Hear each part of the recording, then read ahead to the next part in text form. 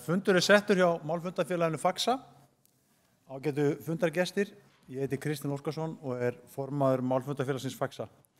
Þessi fundur haldinn að frumkvæði Málfundafélagsins í samvinnu við Reykjanesbæ og Víkurfréttir. Málfundafélagið Faxi var stofnað 1939 og því 79 ára gamalt á þessu ári. Í Faxa 12 félagar og koma þeir saman á 12 fundum yfir árið sem haldnir á heimili þegar þeir skiptis. Svipað leyti og Faxi var stofnaður voru samskonar málfundafélög stofnuð víða land. Þetta var á tímum ólgu jafnt í heimsmálum og þjóðmálum og fannst mönnum mikilvægt að til væri vettvangur þar sem menn með ólíkar skoðanir gætu komið saman og rætt málefni á málefnilegan hátt sér til gagns með virðingu fyrir skoðunum annarra. Næsta laugardag fá Íslendingar tækifæri til að kjósa til sveitarstjórna. Kosningaréttur mikilvægur og nú tala margir frambjóðendur fyrir því að almenningur eigi að kjósa oftar, það kjósa einstök málefni sem stöðugt verður auðveldara með aukinni tækni.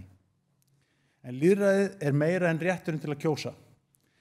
Til að kosningar gagni samfélaginu sem best þurfa þeir sem kjósa að geta tekið upplýstar ákvarðanir. Upplýstur kjósandi þarf að hafa möguleikana á að kynnast mismunandi skoðunum, heyra þær útskýrðar af þeim sem standa fyrir mismunandi viðhorfum, þar sem fulltrúar allra sjónarmiða ræða og svara spurningum á málefnalegan hátt. Þar sem öllum gert jafnt undir höfði og menn bera virðingu fyrir mismunandi skoðunum. Í stuttu máli, við þurfum ekki að vera fjandmenn þó við höfum mismunandi skoðanir. Okkur Faxamönnum þótti mikilvægt að hér í bæ slíkt tækifæri að viðra sjónarmið og ræða munin á þeim að gæfust hér fyrir bæjarstjórnarkosningarnar. Þess vegna buðumst við til að halda svona fund og skemmt frá því að segja að allir tóku vel í hugmyndina, það að segja framboðin öll, forystumenn þeirra, bæjaryfirvöld og Víkurfréttir. Ritstjórn var skipuð af Faxafélögum og ákvað hún strax að formaður Faxa myndi stjórna fundinum ásamt öðrum aðila sem ekki væri í Faxa. Það meðal annars gert til að rétta af kynjahalla sem augljóst í Faxa og því var leitað til Gerðar Pétursdóttur og féllst hún á að vera stjórnandi fundarins auk mín.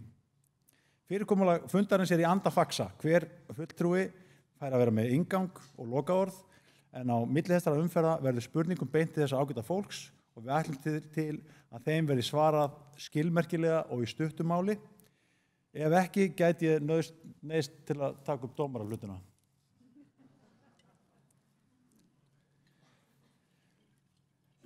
Því við ætlum að ljúka fundi klukkan 10 í kvöld. Hugmyndafræði fundarins gengur að meginstofni út á tvennt, að skapa framboðinu tækifæri til að kynna sig og ekki síður að láta því svara þessi tíð sem brennur á fólkinu í bænum. Mikið talað beint lýðræði á 21. öldinni og því munum við á fundinum nota rafræna gátt til að koma spurningum á framfæri. Fundarstjóri ber svo upp spurningarnar og stýrir umræðinni. Við vitum að þetta óhefðbundið og óvanalegt en þetta gert til að spara tíma og gæta þess að fundurinn festist ekki í einu málefni þar sem tíminn afar takmarkaður og átta framboð. Við gerum okkur grein fyrir því að færri koma staðinn vilja og erfitt að finna hinn fullkomna prógram þegar viðfangsefnin svona mörg og framboðin átta. En við förum í gegnum 5 lotur á þessum fundi. Fyrst framsaga, síðan eru undirbúnar spurningar frá ritstjórn og fundarstjórum. Það gert til þess að safna á meðan að við erum að spyrja nokkra spurninga, að safna spurningum frá áhorfendum. Síðan í þriðju lotu eru þá spurningar á sal, síðan fá frambjóðendur tækifæri að spyrja hvern annan og svo í lok eru lokaorð. En til að kynna fyrir ykkur þessa rafrænu gátt, þá getið þið tekið upp snjallsímana ykkar eða þið sem eru heima að fara inn og opna Vafra. Ef þið opnið Vafra í snjallsímanum ykkar, þá slóð hérna sem að þið getið slegið inn.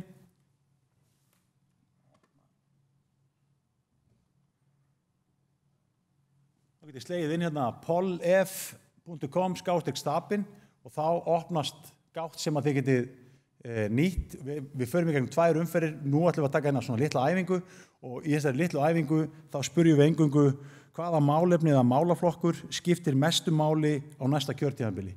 Og við erum ekki að biðja ítarlega útskýringu á því af hverju, heldur bara að þið nefnið málaflokkin eða einstaka málefnið og best að nota einungis 1 orð. Ég búinn að opna fyrir móttöku. Þá skellum við okkur í næsta lið og ég býð Gerði að taka við.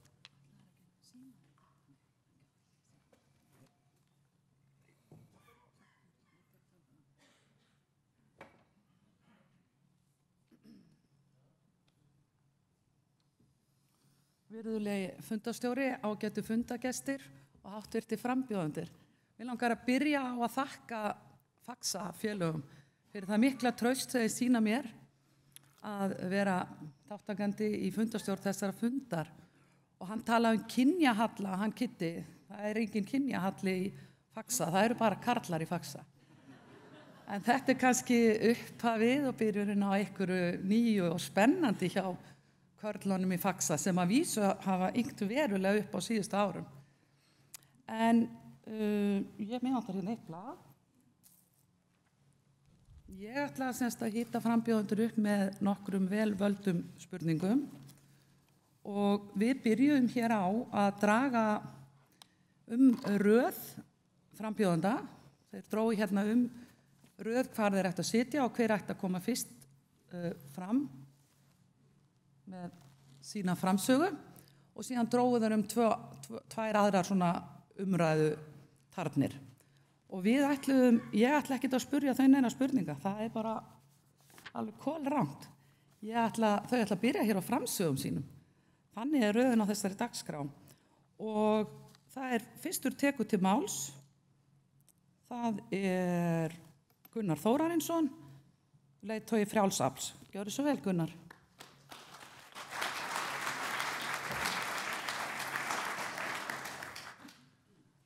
Takk fyrir, fundarstjórar og fundargestir. Þetta er ánægilegt að vera hérna, það er þakkarvert að fá svona fund. En þegar við tókum við á sínum tíma, að það var staða fjárhagsins afar slæm. Við höfum snúið því við, þannig að reksturinn hjá Reykjanesbæ er á hvern íbúa miklu betri heldur en víðast hvar annar staðar. Ef við tökum 10 stærstu sveitarfélögin, þá erum við með bestan rekstur að því leytinu til að rekstrargjöld eru lægst hér en hagnaður mestur á öllum þessum stóru sveitarfélögum sem við þekkjum. Garðabær, Kópavogsbær, Hafnarfjörður og svo framvegis. Þetta er árangur sem er auðvitað nauðsynlegur til þess að koma okkur að stað og koma okkur á þann stað sem við eigum skilið. Við erum búin að vera að vinna í þessu í 4 ár og nú er komið að því að kjósa aftur og við ætlum að halda áfram á sömu stefnu, minnka skuldir og bæta reksturinn. Við ætlum að stuðla að fjölbreyttar og vellaunuðum störfum og efla nýsköpun á svæðinu og skapa fyrirtækjum sem til staðar eru gott og hvetjandi starfsumhverfi. Við viljum styðja við bakið á barnafjölskyldum og ungmennum. Það er til dæmis búið að vera að gera með auknum hvatagreiðslum og við viljum halda því áfram. Við höfum líka tekið upp svona systkinaafslátt sem hefur gefist vel, það er að segja við höfum fært það á milli skólastiga. Nú þá höfum við áhuga á því að halda því áfram auðvitað en jafnframt viljum við auka sérfræðiþjónustu í skólakerfinu. Stuðla að aukinni sálfræðiþjónustu og bæta við þjónustu talmeinafræðinga. Nú, við viljum aðeins ræða heilbrigðis- og velferðarmál. Við viljum auka heimaþjónustu við aldraða og halda áfram heilsueflingu þeirra. Við viljum lækka fasteignagjöld af þeim, þannig að það verði miðað við ákveðin tekjumörk sem eru hærri en nú eru. Við viljum síðan í framtíðinni, þegar vel árar eftir nokkur ár, minnka fasteignagjöld og jafnvel útsvar líka. Nú í sambandi við jafnréttismál, þá viljum við tryggja öruggt og gott aðgengi hreyfihamlaðra á öllum opinberum svæðum. Takk fyrir.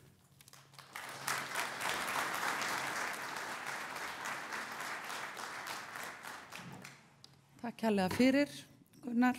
Ég glemdi kannski að taka fram að hver frambjóðandi fær 2 mínútur hér í upphafi og við gefum merki með bjöllun eftir 2 mínútur og erum kannski slök í 7 til 10 sekúndur í viðbót.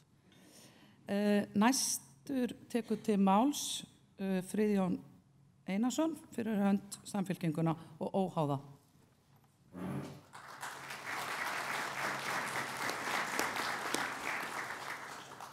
Góða kvöldið. Takk fyrir að vera hérna í kvöld. Gaman að vera með ykkur. Takk fyrir framtakið. Faxi. Við höfum stjórnað bænum okkar undanfarið 4 ár og opnari og ábærgari hátt en áður hefur verið gert. Eftir drjúga tiltekt uppbyggingin og sóknin hafin. Nú tími til að láta samfélagið njóta árangursins sem við höfum öll náð. Við höfum náð því saman og hefja sókn í lýðræðismálum, fjölskyldumálum, umhverfismálum og atvinnumálum. Við munum sýna áræðinni og nýsköpun í íbúalýðræði, halda íbúafund og íbúakosningar stóru málin, gera Reykjanesbæ að vinalegasta samfélag á Íslandi, taka vel á móti nýjum íbúum og kynna þeim þjónustu og tækifærin í bænum okkar. Tryggja leikskólapláss fyrir 18 mánaða börn og ráða forvarnarfulltrúa og samræma forvarnarfræðslu fyrir öll börn í bænum okkar. Hækka hvatagreiðslur áfram og þjálfarastyrki og bæta samgöngu fyrir börn og unglinga. Byggja nýtt hjúkrunarheimili á Nesvöllum og vinna að samþættingu heimahjúkrunar og félagsþjónustu. Tryggja að ekki komi meiri mengandi stóriðja í bæinn okkar. Halda áfram uppbyggingu göngu og hjólastíga, ljúka við strandleiðina og tengja hana við nágranna sveitarfélögin. Gera stór átak í að draga úr mengun sjávar við strandlengju bæjarins og auðvelda íbúum flokkun og endurvinnslu sorps með því að fjölga safnstöðum samhliða upptöku flokkunartunnu fyrir íbúa á árinu. Endurskoðum aðalskipulag Reykjanesbæjar í samráði við íbúa og fyrirtæki, fylgja eftir metnaðarfullri húsnæðisáætlun og tryggja gott lóðaframboð. Og vinna síðan umhverfisvæna atvinnustefnu fyrir bæinn okkar í samræði við íbúa og fyrirtæki. Kæra þakkir.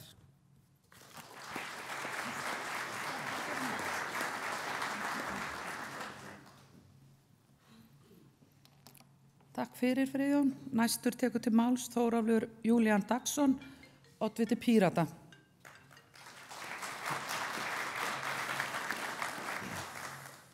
Kæru gestir, Málefnafélag Faxa, þetta frábær fundur, gaman að sjá alla hérna og gaman að heyra að þið eru mjög píratalegir hérna í Faxa.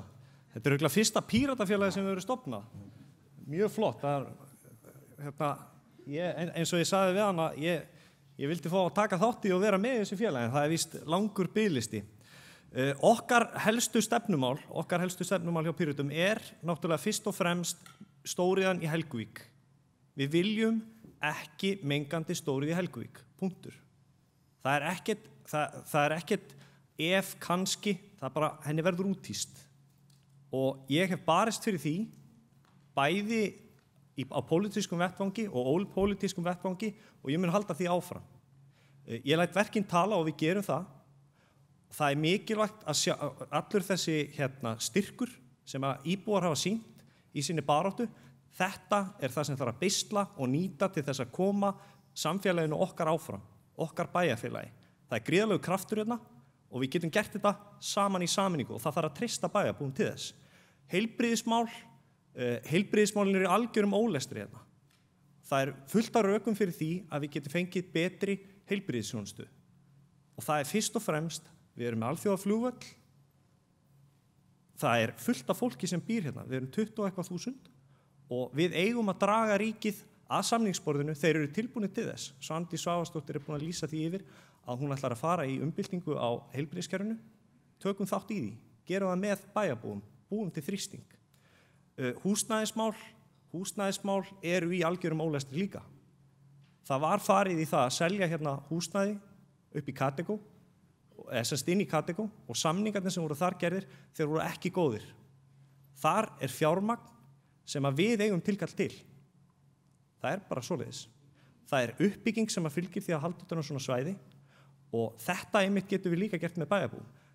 Það hefur verið, leiguverð hefur hækkað hérna og það einnig, það einnig búið það einnig komnar gríðarlegar kröfur á leigjendur sem ekki góðar og við þurfum að snúa þessu við. Við þurfum að gera þetta í sameiningu. Og ég vil bara þakka fyrir að fá að vera með framsögu fyrir okkur málefni og ég hlakka til að heyra í hinum. Þetta frábært.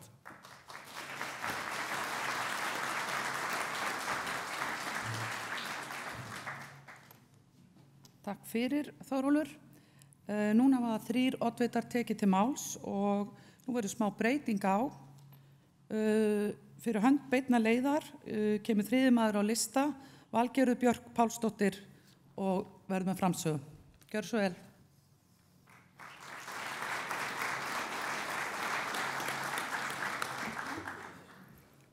Góða kvöldi, kæru gestir. Takk fyrir að bjóða mér. Mér langar svolítið að tala um framtíðina og mér langar að hafa þetta á persónulegu nótunum. Ef ég hugsa þá framtíðarsýn fyrir mig og mína fjölskyldu sem ég væri til að sjá í Reykjanesbæ, þá væri hún þessi. Dætur mína byrja á því að fara á ungbarnadeild á leikskóla sem verður í boði á öllum leikskólum bæjarins. Í leikskóla snýst lífið frjálsan leik, sköpun, hreyfing og tónlist. Stærstu hluti starfsmanna leikskólakennaramenttaður eftir velheppnað átak bæjarins að styðja ómenntaða starfsmenn í leikskólakennarannámi.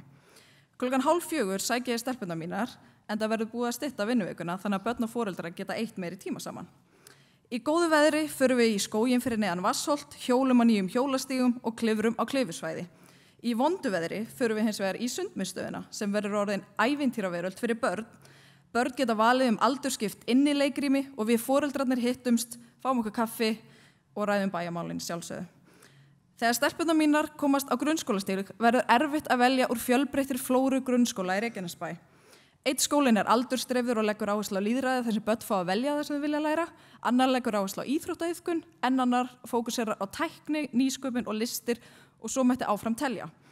Kennarar hafa frelsi til að móta starf sitt og hafa sveigjanlegri vinnutíma. Ef dætur mínar upplifa vanlíðan eða glíma við andleg veikindi gripið inn í strax og grunnskólar bjóða upp á sálfræðiþjónustu í samvinnu við velferðarsvið bæjarins. Ef þær vilja æfa íþróttir á skólatíma þá stendur það til boða rétt eins og í tónlistarskólanum. Á frístundaheimilum verður boðið upp á íþróttaskóla þar sem þær fá að prófa allar þær íþróttir sem þær vilja. Eftir frístund taka þær strætó heim en það verður búið að stórefla almenningssamgöngur með tíðari ferðum. Normið verður að taka strætó. Þetta skutlur út í hött. Helgar förum við í menningarmiðstöðina sem verður búið að byggja á reit Fischershús en þar verður bókasafn, kaffihús, listasmiðjur og fjölmenningarsetur. Síðan röltum við upp Hafnargötuna sem verður öll máluð í litskurðuðum litum, húsveggi skreytt í vegglist eftir listamenn bæjarins, þar sem ekki þverfótar fyrir selfie-takandi túristum sem vilja ólmir sjá okkar einstaka miðbæ. Eftir það förum við fjölskyldan í götugrill sem nágrannasamtök standa fyrir. Inn í þessa framtíðarsýn alls ekkert pláss fyrir mengandi verksmiðju í túnfætinum. Ég man þann dag fyrir 1,5 ári síðan þegar ég var að setja dætur mínar í lúr í bý í gamla bænum og fann þennan þvílíka óþef. Ég hugsaði af hverju í fjandanum var ég að flytja aftur heim. Ég get ekki einu sinni látið börnin mín sofa úti í hreinu lofti. Ég allavega vil að við vinnum öll saman bæjarbúar að finna sátt í Helguvík en Guðbrandur oddviti okkar kemur betur inn á það á eftir. Takk fyrir mig.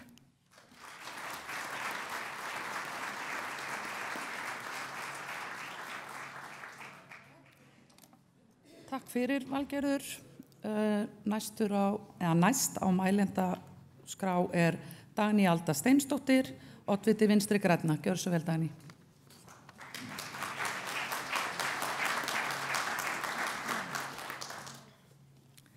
Góða kvöldi, kæru íbúar.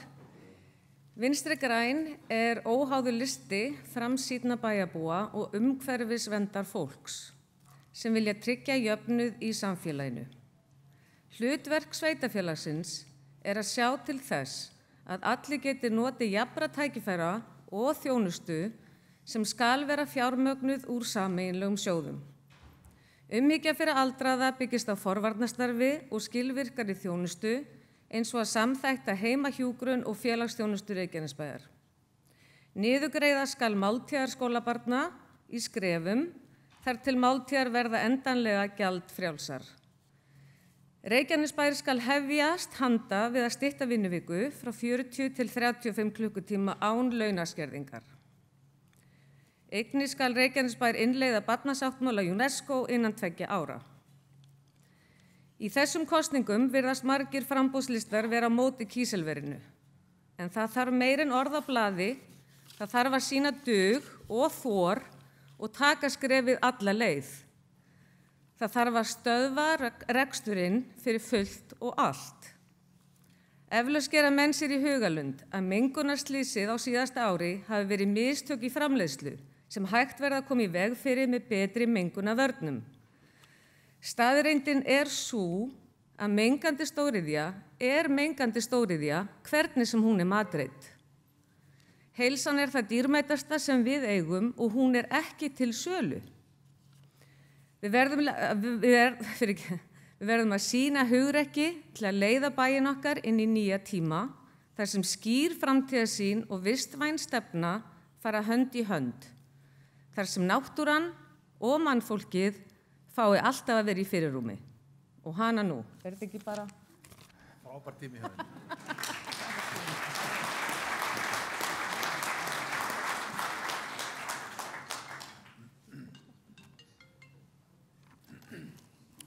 Fullkomin tímasetning hérna hjá Dagnýju.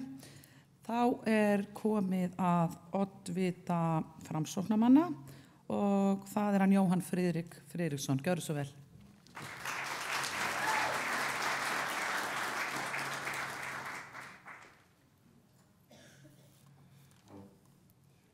Fundarstjórar, það svona átt að segja svo mikrofónum, ágætu bæjarbúar. Við hjá B-listanum viljum einbeita okkur að verkefnum sem skipta okkur öll máli. Samfélag án kennara verður aldrei samfélag í sókn. Í Reykjanesbæ starfa hæfir og áhugasamir kennarar og nú blasir við okkur fordæmalaus fjölgun íbúa sem eykur enn á álagið. B-listinn ætlar að gera sóknarsamning við kennara og forgangsraða fjármunum til þess að tryggja áframhaldandi árangur á sviði menntamála. Við getum gert það. Aukin þáttaka íbúa í lýðræðislegu ferli skapar betri og sterkari samfélög.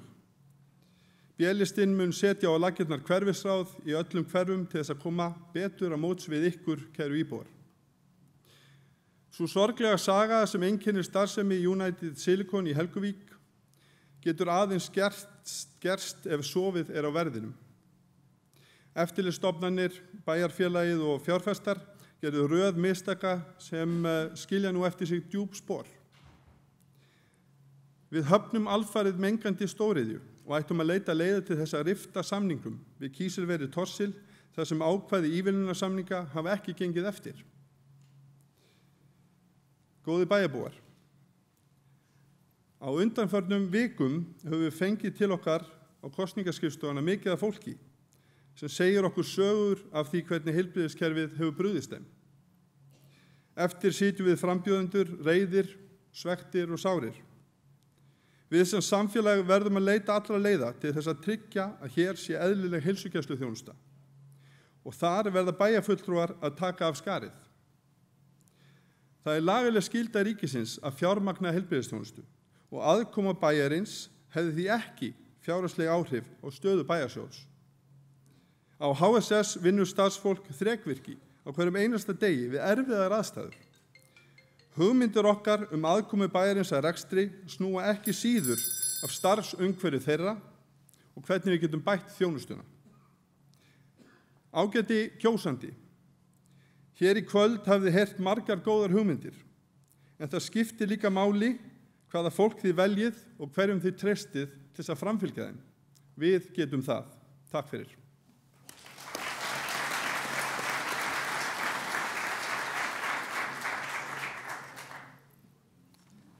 Takk fyrir Jóhann. Þá komið að oddvita sjálfstæðismanna og það Margrét Sanders. Gjörðu svo vel.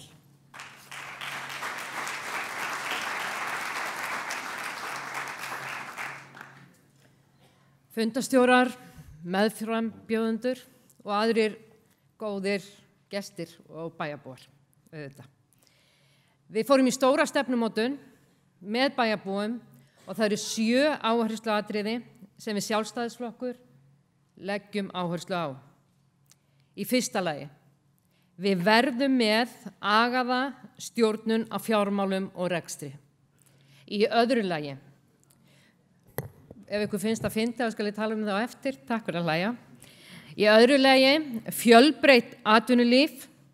Við vitum hvernig þetta var með herinn og við viljum ekki það sama gerast með ferðaþjónustuna. Við viljum sjá fyrirtæki dafna, horfum á skólamat, Sóhó réttin sem að einn hluti sem að hefur farið í útrás, verktaka, nýsköpun og margt fleira á fyrirgefið því sem ég nefni ykkur ekki. Við horfum á græna Reykjanesbæ, flokkarusl, rafbíla væðast, kolefnishlutlaust sveitafélag.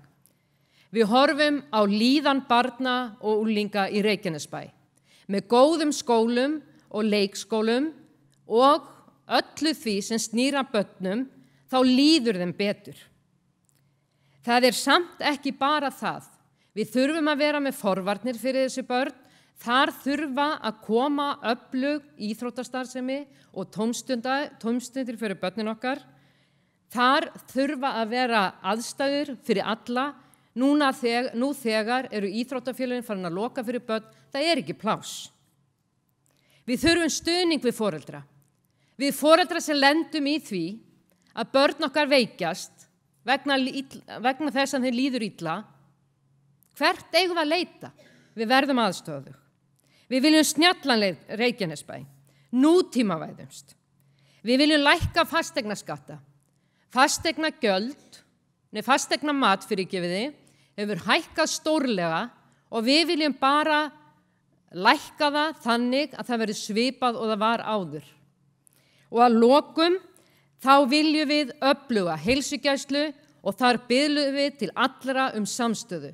Stöndum saman Reykjanesbæ, verum saman, sama í hvaða flokki við erum, sama í hvaða sveitafélagi við erum. Verum saman, með samstöðu náum við árangri.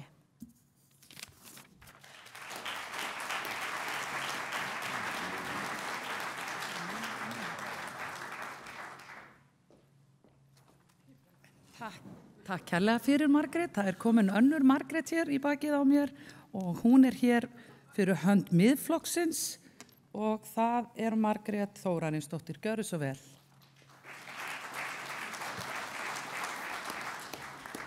Fundarstjóri og kæru fundamenn, komið öll sæl og blessuð. Miðflokkurinn býður nú fram í fyrsta sinn í bæjarstjórnarkosningum. Við höfum á að skipa nýju fólki á þessum vettvangi með nýjar hugmyndir, en við erum leið opin fyrir öllum góðum hugmyndum hvaðan sem þær koma. Ræðutíminn stuttur og ég vil því nefna hér einkum 4 mál sem við leggjum áherslu á. Við viljum innleiða virt íbúalýðræði. Við teljum það einfaldlega nauðsynlegt í ljósi sögulegra mistaka í bæjarstjórn og eðlilegt í anda 4. iðnbyltingunnar. Með virku íbúalýðræði hefði verið hægt að koma í veg fyrir dýrkeypt mistök eins og söluna á Hitaveitu Suðurnesja og United Silicon málið í Helguvík.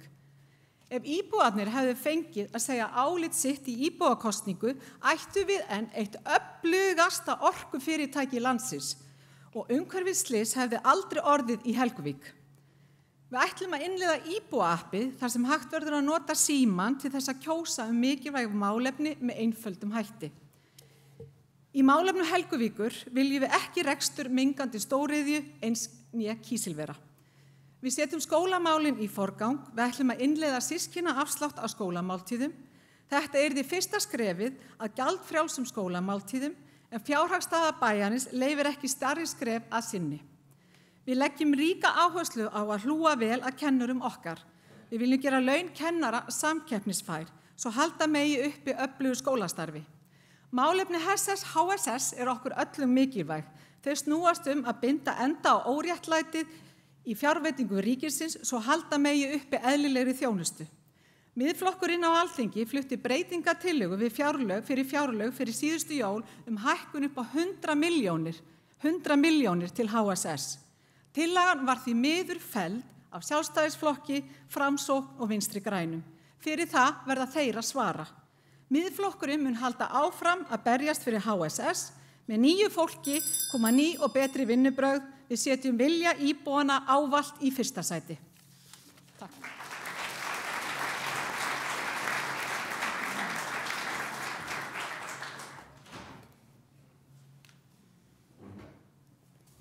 Takk fyrir þetta Margrét og aðrir oddvitar og framsögumenn.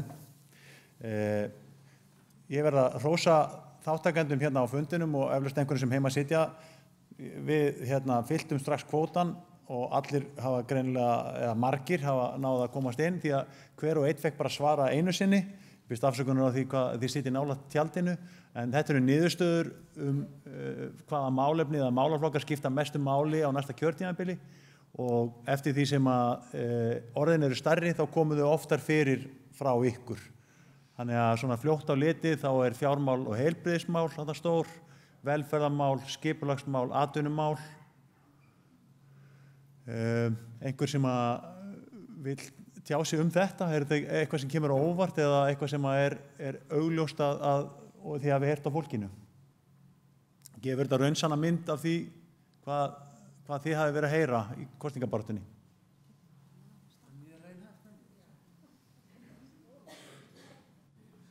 Já, Margrét. Við tölum. Þú voru að halda honum. Halló. Já, takk. Viltu að við tölum þessu málefni eða? Nei, bara, þú veist, bara, er þetta málefni? Stefnuskrá Sjálfstæðisflokksins. Eru fleiri sem að vilja tjá sig þessa svona óvísindalegu könnun? Bubbi? Mér finnst þetta bara, heyrist í mér eða eitthvað? Já. Mér finnst þetta bara að lýsa því sem að ég er að heyra bara út í samfélaginu.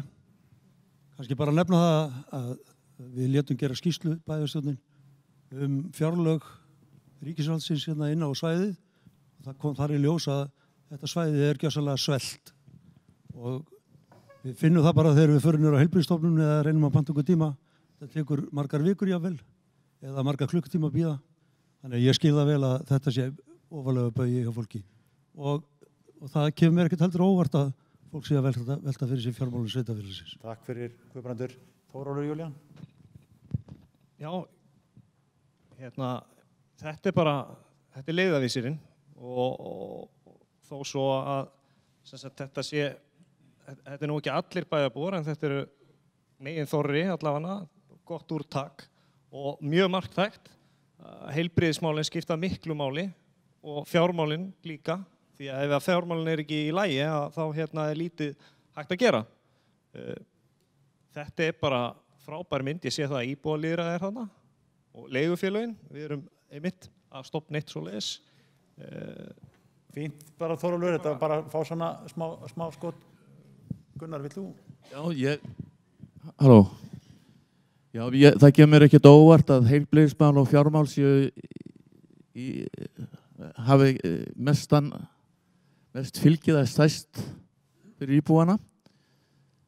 Nú, atvinnumál eru líka mjög mikilvæg og það sést á því að íbúarnir hafa líka á því og ég sé fyrir mér að við þurfum að gæta eitthvað þar. Það er nauðsynlegt að hver og einn fái góða atvinnu og við þurfum að skapa fjölbreytta atvinnu í bæjarfélaginu, fjölbreyttara en nú og betur launuð. Takk fyrir Gunnar. Fleiri sem að vilja tjá sig? Ljómandi, þá ætlum við að fara í næstu spurningu eða við ætlum að þá að opna gáttina núna fyrir spurningar.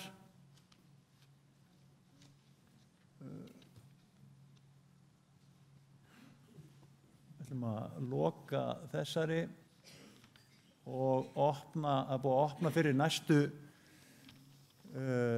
næstu umferð og það getur hver og einn einungis skrifað eina spurningu, þetta er eins og á hverjum öðrum fundi, það fá ekki allir orðið, það komast ekki allir að, kannski komast ekki allir einu sinni inn í kerfið, en við getum örugglega heldur ekki tekið allar spurningar út úr kerfinu, en öllum spurningum verður safnað saman og þær spurningar sem ekki komast hér á dagskrá verður samt send til allra oddvita og þeir geta þá ráðið hvernig þeir vinna með þær. En ef að einhverjir getur vel verið að þurfið að endurræsa hjá okkur vafran, en þetta á að poppa beint upp. Þá ætlum við að fara á meðan að þetta berst okkur í gegnum gáttina, þá ætlum við að fara í næsta lið sem eru undirbúnar fyrirspurnir frá okkur ritstjórn Faxa og fundarstjórum til frambúðana. Aðeins að hitta þau upp áður en þau fá spurningarnar ykkar.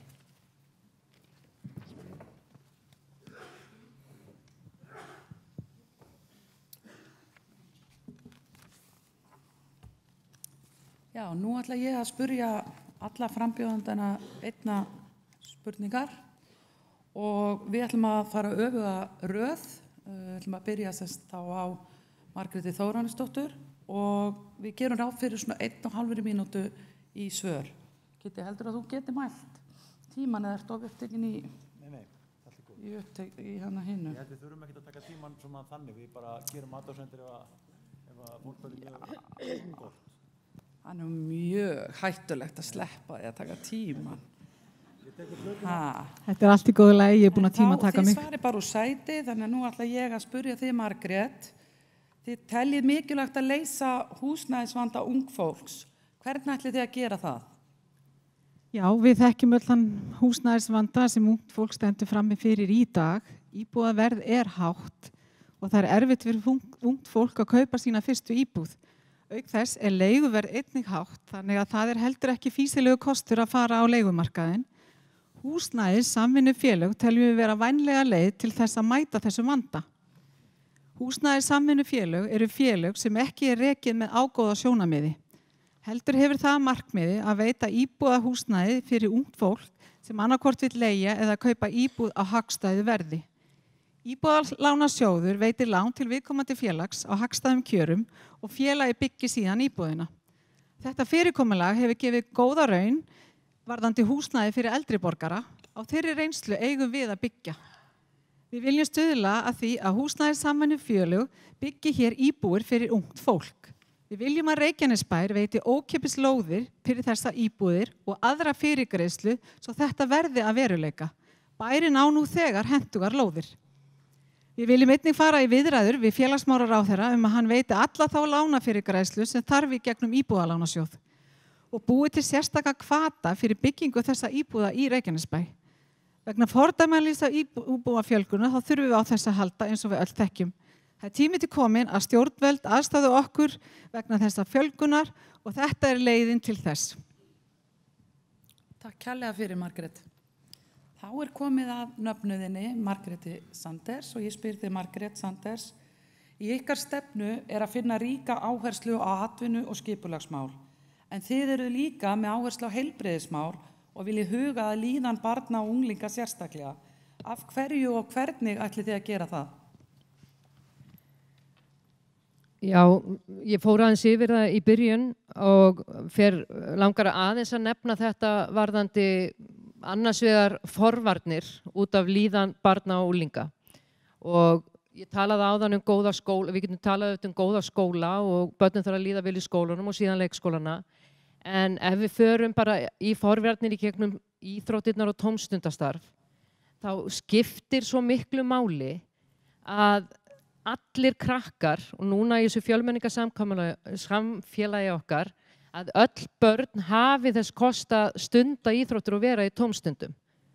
Og hvernig gerum við það? Þar getum við tengt okkur við frístundaskólan og er þetta raunhæf leið? Ég hef þegar talað við íþróttirnar og ég hef talað við aðila sem eru með frístundaheimilin. Við gerðum þetta í tónlistarskólana, í samvætti við tónlistarskólana fyrir nokkurum árum, færðum það inn í skólana. Við erum ekki að tala um að fara með þetta inn í skólana, við erum að tala um að fara með þetta inn í frístundaskólan.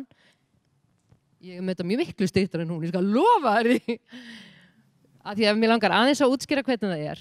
Þetta er skipulag heilt yfir og bara ef við tökum til dæmis eins og körfuboltaþjálfara, af því að ég er Njarðvíkingur þá ætla ég að segja körfuboltaþjálfara í Keflavík. Þeir eru eins og við Dalsbraut, það eru 3 frístundafulltrúar með 30 börn. Ef að þjálfarar færa sig á milli, eru við skólana í íþróttahúsunum þar og eru þar að þjálfa krakkana sem eru í frístundabyggðinni. Hann er alltaf hringið, hver er að hringið þig? Þetta er tæmirinn. Friðjónarinn tæmirinn minn. Þá, ef að það verður þannig að þjálfara koma þangað, þá eru farin að aðstoða líka íþróttafélögin til að greiða þjálfurum laun. Og við erum að virkja börnin okkar allra í frístundaskólanum, í íþróttum og tómstundastarfi. Þetta er skipulag og við eigum að vinna saman að því. Takk fyrir, Margrét. Og til þess að leiðrétta allan misskilning þá er þetta semst tæmirinn. Ég er með síman og silent, þannig að þetta hljóð heyrist þá eru þið búið með 1,5 mínútu. Þannig að þið vitið svona aðeins hvað þið eru stödd. Þetta var ekki með það, þetta var Friðjón. Þetta var þetta. En þá komið að þér Jóhann Friðrik frá Framsóknarflokki. Þið hafið boðað sóknarsamning við kennara. Samninganefnd íslenskra sveitarfélaga sér miðlægan samning við kennarasambandið og hafa sveitarfélög fram til þessa talið sig bundin af kjarasamningum og ekki geta greitt umfram hann. Í hverju felst sóknarsamningur við kennara og gæti það raska ró annara starfsmanna sveitarfélagsins? Já, kveikt á stráknum. Þú heyrist. Þakka þér fyrir Gerður. Mér langar svona í stuttu mál að fara aðeins yfir hennar sóknarsamning. Hann settur fram einfaldlega vegna þess að við erum í mjög sérstakri stöðu. Sko, við viljum gera sóknarsamning við kennara fyrst og fremst út af álagi sem viðvarandi hérna vegna fólksfjölgunar. Og við tengjum þetta ekki við kjarasamninga sem slíka. Við auðvitað styðjum það að kennarar fái mannsamendi og almennileg laun. En við erum bara í samkeppni við umhverfið. Við erum í samkeppni við völlin, við erum í samkeppni við ferðaþjónustuna, við erum í samkeppni við bæjarfélögin í kringum okkur. Og við erum bara búin að vera að vinna frábæra vinnu í Reykjanesbæ í langan tíma, byggja hérna upp menntakerfi sem við öll getum verið stolt af. Og ég man alveg eftir því þegar við vorum ekkert sérstaklega stolt af því. Og við verðum auðvitað bara að ganga fram fyrir skjöldu og standa með okkar kennurum. Og ég hef engar áhyggjur af því að það muni raska einhverju ró. Ég bara veit það að bæði leikskólakennarar og grunnskólakennarar þurfa á okkar stuðningi halda. Ekki bara varandi í sóknarsamningin, heldur líka samfélagi þarf að sýna þeim samstöðu. Og varandi kostnaðinn af svona sóknarsamningi, við höfum tekið hann saman og þetta 200 milljónir á ári. Og við viljum bara forgangsraða í þessa átt. Við teljum okkur geta gert það og við ætlum að gera það og standa við það. Takk. Takk fyrir.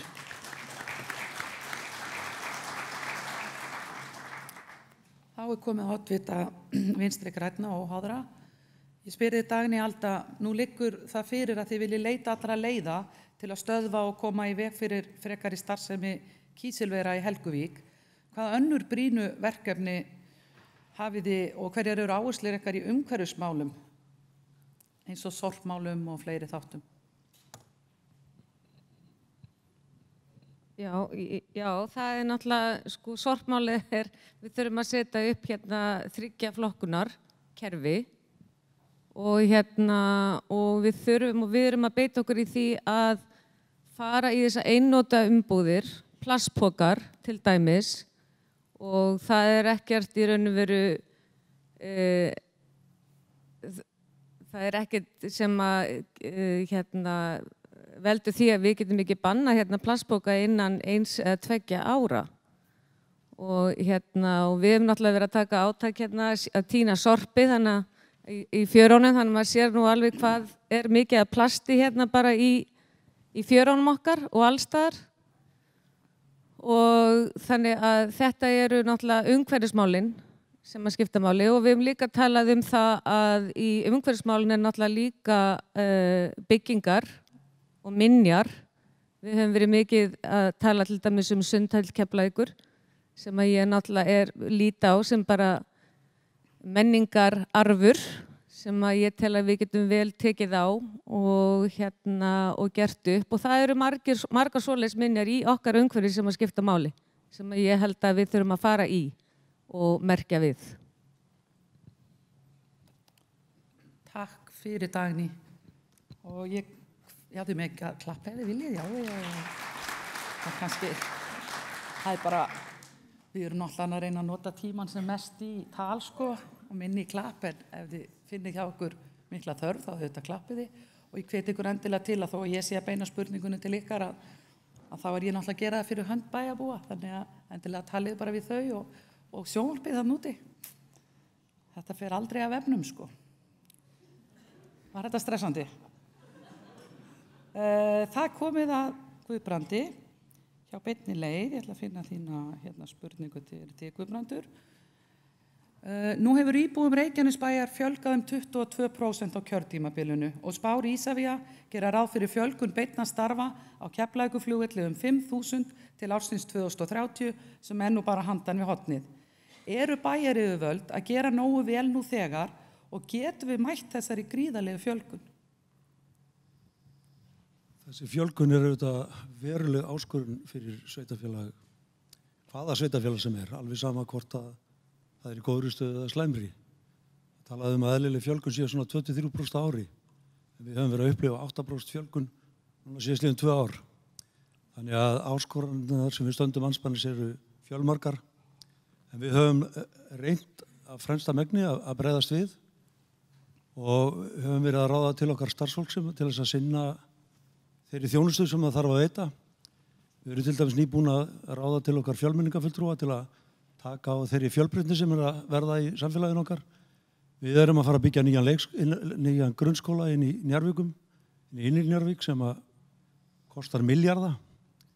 Það er verið að taka í notkun vonandi fljótlega nýjan leikskóla upp í Ásbrú og Háaleitiskóli verður eingöngu nýttur fyrir grunnskóla í framhaldinu. Þannig að við gerum það sem að við getum í þessu. Við höfum líka verið að úthluta lóðum sem aldrei fyrr. Það hafa verið úthlutað lóðum fyrir ca. 420 íbúðir á kjörtímabilinu og miðað við áætlanir þá standa tilbúnar lóðir fyrir öðrum eins íbúðum. Þannig að við erum hvað það snertir tilbúin til að taka við þessum fjölda en við þurfum bara að hafa okkur öll við. Takk fyrir Guðmundur. Þá ætla ég að beina orðum mínum til Þórólfs Júlíans Dagssonar frá Pírötum. Þórólfur, í stefnuskrá ykkar er að finna 10 atriða númeraðan lista málefni sem að þið leggið áherslu á. Þú hefur verið mjög virkur í umræðu umhverfisvernd í andstöðu við mengandi iðjuver í Helguvík og kemur ekki á óvart að það sé atriði númer 1 á listanum ykkar. Númer 2 er gagnsæi og íbúalýðræði gegn spillingu. Hvaða spillingu þarf að uppræta og hvernig er virt íbúalýðræði í framkvæmd? Já, þakka þér fyrir þessa spurningu. Virt íbúalýðræði, við skulum bara byrja á því, að það er, við tilengum okkur það í allri okkar stefnumótun og vinnu og þess vegna er mikið, það er ánægilegt að sjá að fleiri flokkar hafa tekið það upp að vera með opna stefnumótun og ekki skrítið að svona málefnin harmoneri svolítið við okkur og það er bara gott og vel og er þróun í rétta átt en við erum alltaf bestir í því að vera píratar og það er engin betri í því að vera píratar heldur en píratar. Þegar það kemur að spillingu og spillingamálum þá er það náttúrulega aðgengi að upplýsingum og gögnum. Það þarf gagnsæi og gagnsæi snýst, það er kannski ekki allir sem skilja hvað það þýðir, en það er að allar stjórnsýslu ákvarðanir, fjármál, hvernig þeim er úthlutað og annað, sé aðgengilegt öllum. Því að öll þurfum við að geta veitt aðhald og eins og við höfum séð að þá eru kannski ekki alveg eftirlitsstofnanirnar okkar alveg að standa sig og hefur komið fram, en þetta er einmitt það sem að skiptir mjög miklu máli, hvað varðar það að uppræta spillingu, að það er einmitt þetta, gagnsæi. Íbúalýðræði, það þarf alltaf að virða íbúalýðræði, fólk þarf að geta kalla fram kosningar þegar að stór málefni brenna á okkur, eins og Helguvík, eins og hugsanlega sorpbrennslustöðin gæti orðið. Sundlaugin var nú svolítið hérna til umtals á sínum tíma og þá skiptir miklu máli að íbúar hafi aðgang að öllum upplýsingum til þess að geta tekið ákvarðanir það hvernig þeir eiga að bera sig og þá óháð. Þannig að já, ég vona að ég hafi svarað þessu vel. Takk fyrir.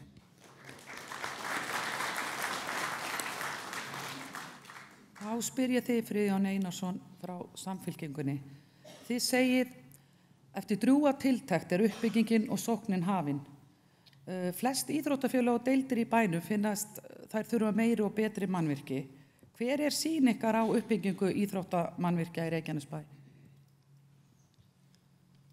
Flókin spurning, Gerður. En stuttum álega þá höfum við verið frekar ósátt við hvernig uppbyggingin hefur verið í Reykjanesbæ. Við höfum lofað félögum í mörg ár að laga hlutana. Hérna var lofað stórum knattspyrnuvöllum og íþróttahúsum sem ekki hefur verið staðið við. Nú hefur verið erfiðir tímar í fjármálum en nú bjartara framundan og það sem við höfum viljað gera að vinna þetta betur með aðalstjórnum félagana í stað þess að vinna með einstökum deildum og það það sem við stefnum að. Við höfum stórhuga hugmyndir í þessu og meðal annars skilaði nefnd sem ég veitti forstöðunni verið skýrslu þar sem lagt til að gervigras verið sett á alla knattspyrnuvelli hér í Reykjanesbæ og sem þýða gríðarlegar umbætur fyrir knattspyrnuna.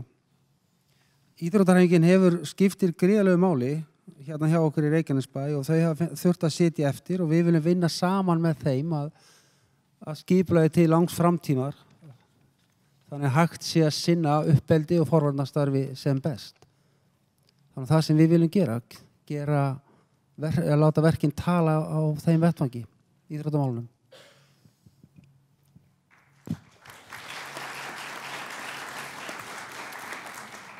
Takk fyrir, Friðjón. Þá komið að síðasta oddvitanum undir þessu lið og það Gunnar Þórarinsson frá Frjálsu afli. Og ég spyr þig Gunnar, frjálst afl stendur fyrir frjálslynd og jafnréttismiðuð gildi og leggur áherslu á ábyrgð í rekstri og þjónustu við íbúa bæjarins. Nú erum við í vanda með pláss í dagvistun strax frá lokum fæðingarorlofs. Hvaða lausnir sjáu þið í þessum málaflokki? Jú, við erum meðvituð það að þetta vandamál.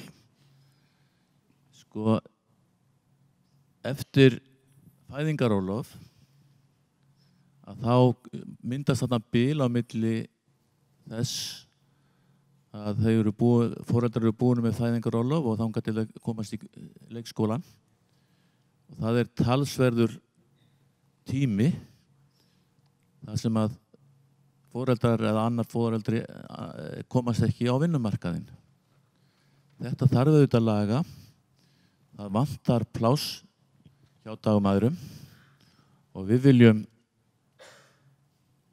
koma því þannig fyrir að við hvetjum með fjárframlögum fólk til að taka sér þessi verkefni. Við sjáum fyrir okkur að það hægt að greiða svona start-up peninga fyrir fólk sem að byrja. Það getur verið til dæmis 300.000 krónur sem að þarf þá að leggja í það að undirbúa verkefnið fyrir viðkomandi. En síðan sjáum við fyrir okkur líka það mætti greiða þessum sömu aðilum sem að sinna þessu starfi. Þetta eru kannski 30 dagmæður eða eitthvað svoleiðis. 150.000 krónur á hverju ári til að halda við búnaði.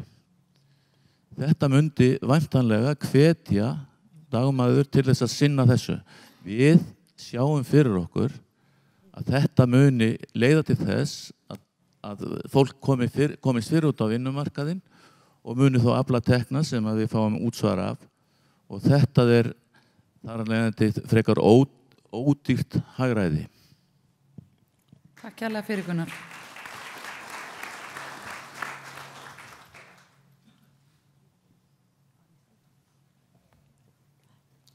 Á þessum lið lokið og við förum að færa okkur hérna út í spurningar fundamanna og íbúana.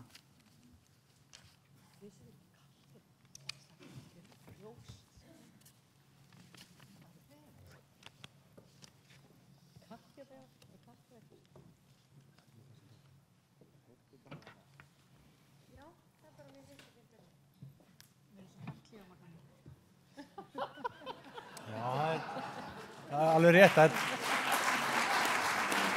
Það hálfkalt.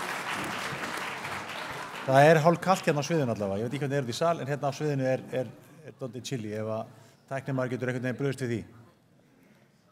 En þakka fyrir fín svör hjá ykkur.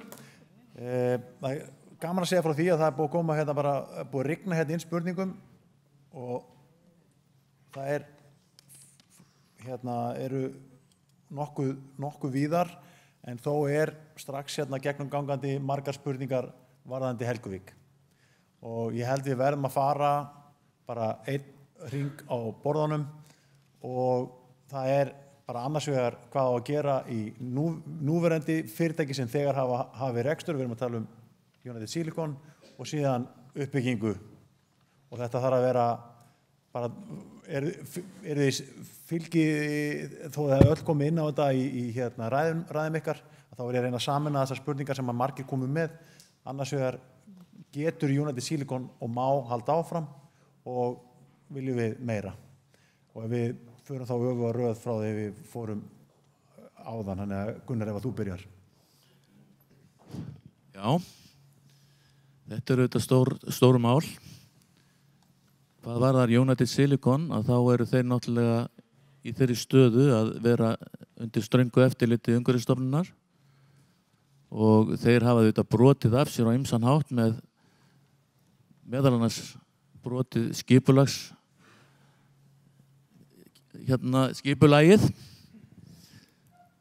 Það er auðvitað ekki hægt að kenna bara bænum það, hvernig fór. Það er fyrst og fremst eigandinn eða þeir sem að framkvæmdu þetta verk, en einnig eftirlitskerfinu. Það er hins vegar ljóst að þeir sem eiga þetta fyrirtæki verða að ráða úr því frá sjálfir hvað gerist næst og sækja starfsleyfi væntanlega aftur ef að þeir ætla að halda áfram. Þetta er það sem að varðar United Silicon. Við vitum síðan ekkert hvað gerist með Thorsil í framtíðinni.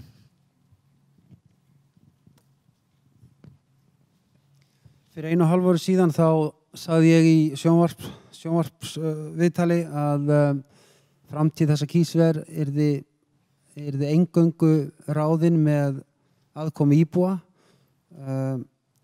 Ástæðan fyrir því að ég segi það er að til svo að þetta kísilver geti haldið áfram, það þarf að breyta því umtalsvert og það þarf að fara í gegnum deiliskipulag og ég hef sagt í 1,5 ár að það skipulag verður borið undir íbúa og þar liggur þá valdið. Það er náttúrulega engin möguleiki á því að þetta kísilver haldi hér áfram. Við vitum hvernig hug íbúar hafa með það. Þetta höfum við sagt alla tíð og við stöndum við það. Thorsil er allt annað mál, það mun ekki koma neinn orka hérna næstu 4-5 árin, það er ljóst og ekkert vita hvað verður með það eða hugmyndir þess fyrirtækis. Við höfum ekkert í höndunum til að raun og veru segja neitt um það í dag. En ég ætla að segja það að fyrir tæpa ári síðan samþykkti þessi meirihluti að breyta deiliskipulagi í Helguvík þannig að mengandi stóriðja er bönnuð í Helguvík framvegis. Það er náttúrulega gríðarlega stórt atriði í þessu og má ekki gleyma að öll bæjarstjórn samþykkti það, samhljóða. Takk fyrir Fríðan. Júlían. Já, hvað varðar United Silicon og Thorsil? Þetta er mjög flókið mál eins og bæjarbúar vita flestir og ég vil bara leiðrétta oddvita Frjálsa afls og segja þú hafa sagt að United Silicon hefði brotið skipulagsmál. Það er ekki þannig. Það kemur fram í skýrslu frá eftirlitsstofnun því ríkisapparati sem fór yfir þetta, Ríkisendurskoðun, að það var gefið leyfi fyrir þessu. Bærinn gefur leyfi fyrir því að það séu skipulagsbreytingar. Þær eru settar í kynningu og það kemur fram í þeirri skýrslu að bærinn áætli það að það sé ígildi tilkynningar til skipulagsstofnunar. Svo var ekki, þannig að verksmiðjan eins og hún stendur í dag er ólögleg. Bara það sé alveg á hreinu. Þetta er sjónmengun og hvað var að Thorsil, við viljum ekki sjá það. Það eru allar forsendur brostnar fyrir báðum þessum verksmiðjum og það er ekki þetta ákvæði sem er og við erum að brenna okkur á sem heitir BAT, Best Available Technology, þegar kemur að hreinsunarbúnaði fyrir svona verksmiðjur. Hann er ekki skilgreindur varðandi kísilver og ekki láta selja ykkur þá hugmynd að það sé hægt að vera með kísilver hér sem mengar ekki því að brenna fleiri 1000 tonnum af kolum, koksi og viðakrulli verður aldrei hreint. Það verður aldrei mengunarlaust. Takk fyrir það. Þessi á hreinu. Takk.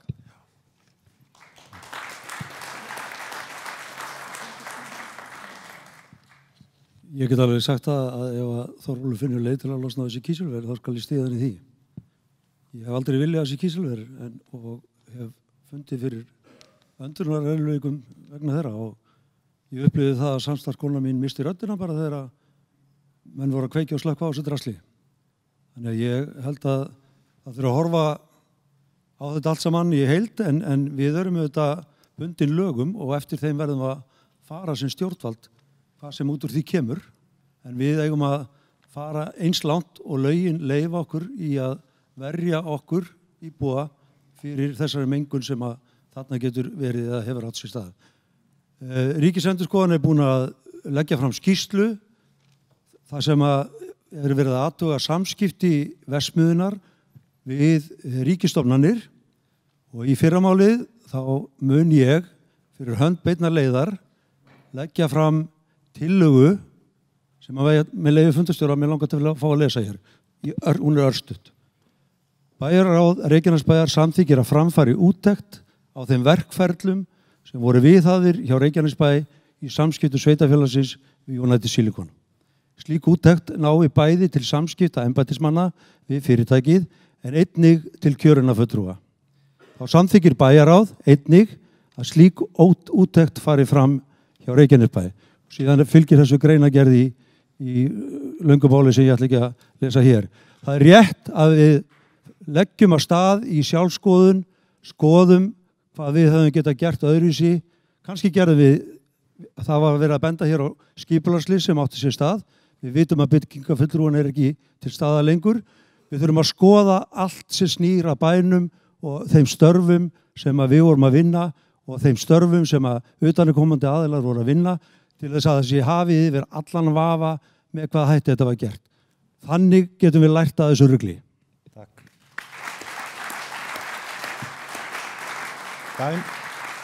Dagný Alda. Já, það kveður á að þegar ný bæjarstjórn tekur við að þá þarf að fara yfir aðal deiliskipulagsmál. Ný bæjarstjórn getur breytt deiliskipulaginu Helguvík sem að leggur bann við mengandi stóriðju. Íbúar verða síðan að fá að kjósa þessa deiliskipulagsbreytingu í bindandi kosningu. Nú það eru margir sem að fara að tala það að það sé ekki hægt að hafa bindandi kosningu samkvæmt lögum og það er náttúrulega alls ekki rétt vegna þess að það kveður á að bæjarstjórn geti farið með íbúakosningu og ákveði hvort að sú kosning bindi hendur bæjarstjórnara til lok kjörtímabilsins. Nú við verðum alltaf átt okkur á því að Þórsil, hvort sem að menn segja hérna alltaf fara að giska á það hvort það komi eftir 1 eða 2 eða 3 ár, að þá er sú verksmiðja sem er ein stærsta í heiminum, þá er hún komið með öll sín leyfi. Hún er komið vinnuleyfi, byggingarleyfi og getur bara þess vegna farið af stað. Hún er náttúrulega ekki búin að borga alla skuldir sem hún skulda bæinum eins og gatnagerðargjöld og annað. En þetta verður bara breytt og ég ætla bara að segja það að á sínum tíma þegar átt að fara í aðra stækkun á álverinu á Straumsvík, að þá var það bæjarstjórnin þar sem að breytti deiliskipulaginu og fór fram á bindandi íbúakosningu og eins og þið muni að þá tætti þetta náttúrulega sveitarfélagið þar í tvennt en bæjarbúar, þeir kusu og höfnuðu stækkun álversins. Flottir, kæra þakkir, Dagný. Jóhann Friðrik. Já, ég stóð nú hérna í Stapa fyrir þarna ári síðan og íbúafundi þar.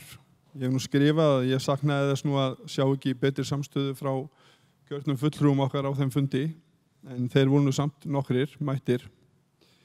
Ég gekk inn í mengunarský skömmu fyrir þann tíma, breytti svolítið sýn minni á þessar verksmiðjur. Ég held að flestir bæjarbúar hafi stutt uppbyggingu í Helguvík, en okkur var kannski ekki sögð nema hálf sagan. Það breytir ekki því að við erum með þeirri stöð í dag, við getum breytt deiliskipulagi, við þurfum ekki íbúakosningu til þess.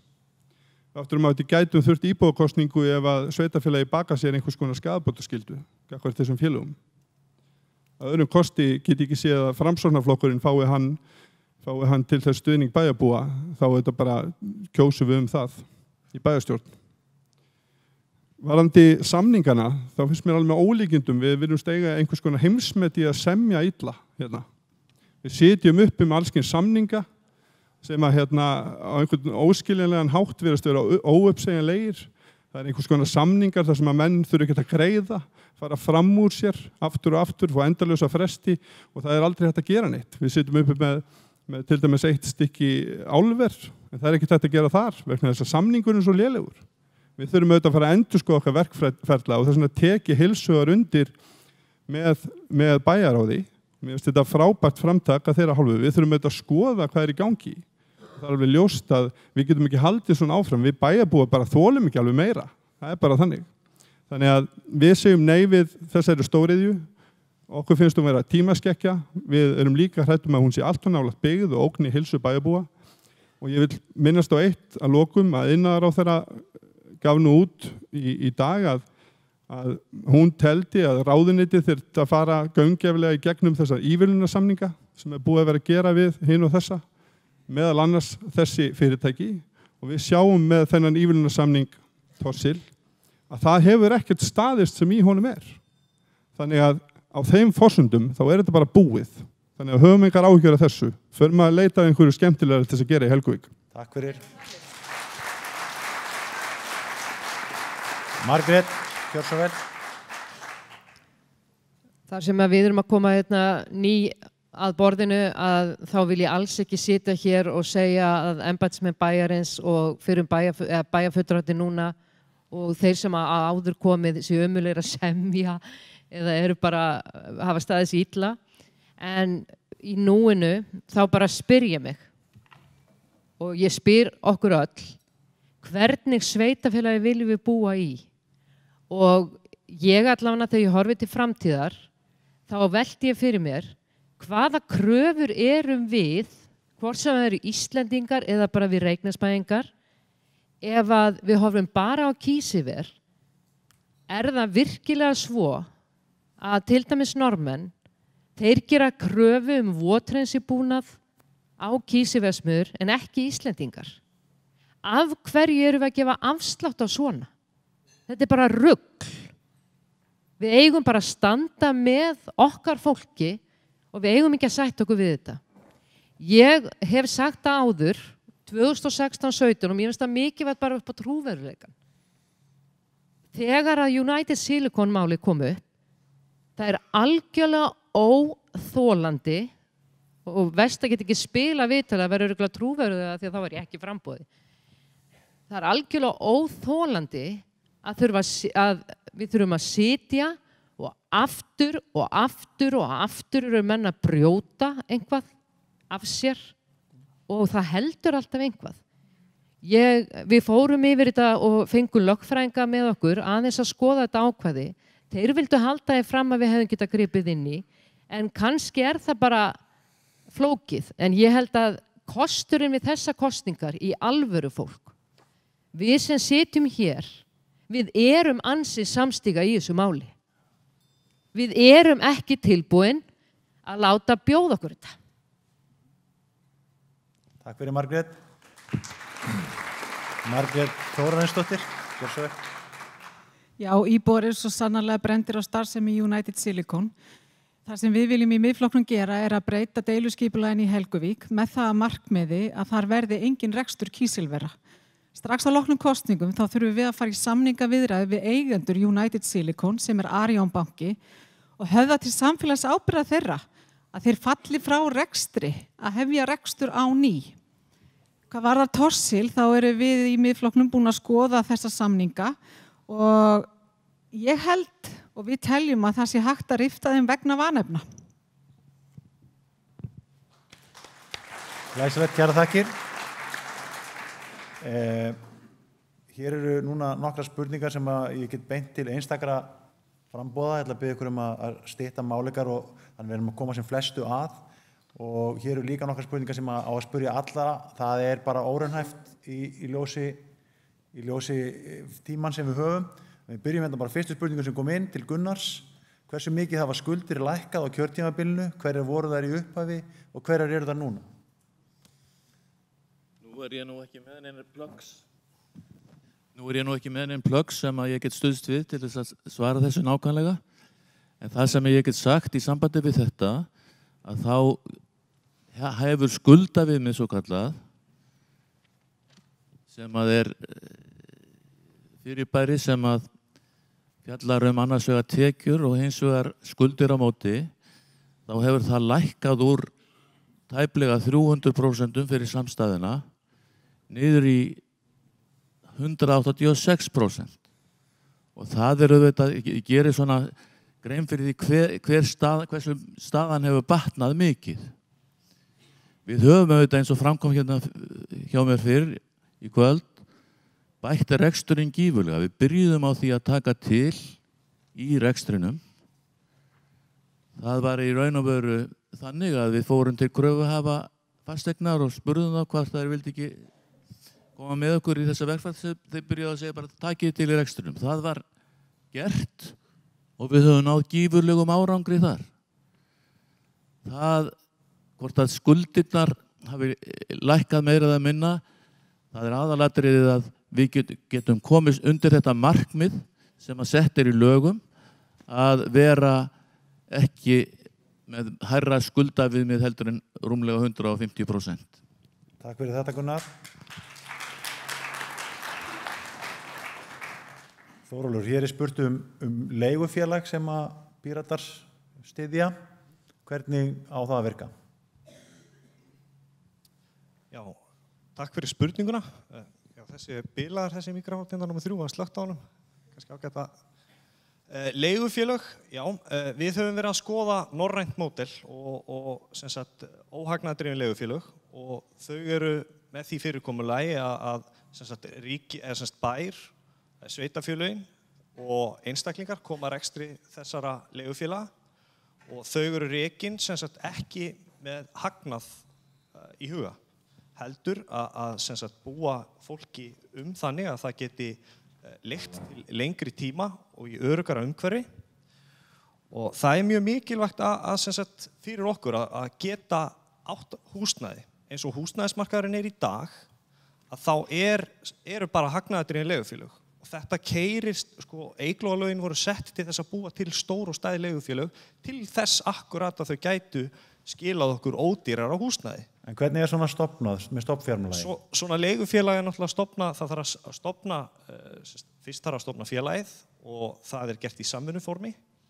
Við höfum verið í erfiðleikum með það að koma því í gegn, en það loksins að gerast núna að fá kennitöluna og sem sagt við fáum fjárframlag í gegnum Íbúðalánasjóð og hugsanlega líka frá sem sagt fyrirtækinu sem að selur okkur einingahúsin og það eitt sem ég vil líka koma bara östuð, að sem sagt byggingaiðnaðurinn á Íslandi snýst það að búa til úr steinsteypu. Það kostnaðarsamt og tekur mikinn tíma. Að búa til úr einingum eins og Svíar og Finnar að gera, það tekur miklu styttri tíma, það ódýrara og þar að leiðandi verða til fleiri hús. Takk fyrir. Takk.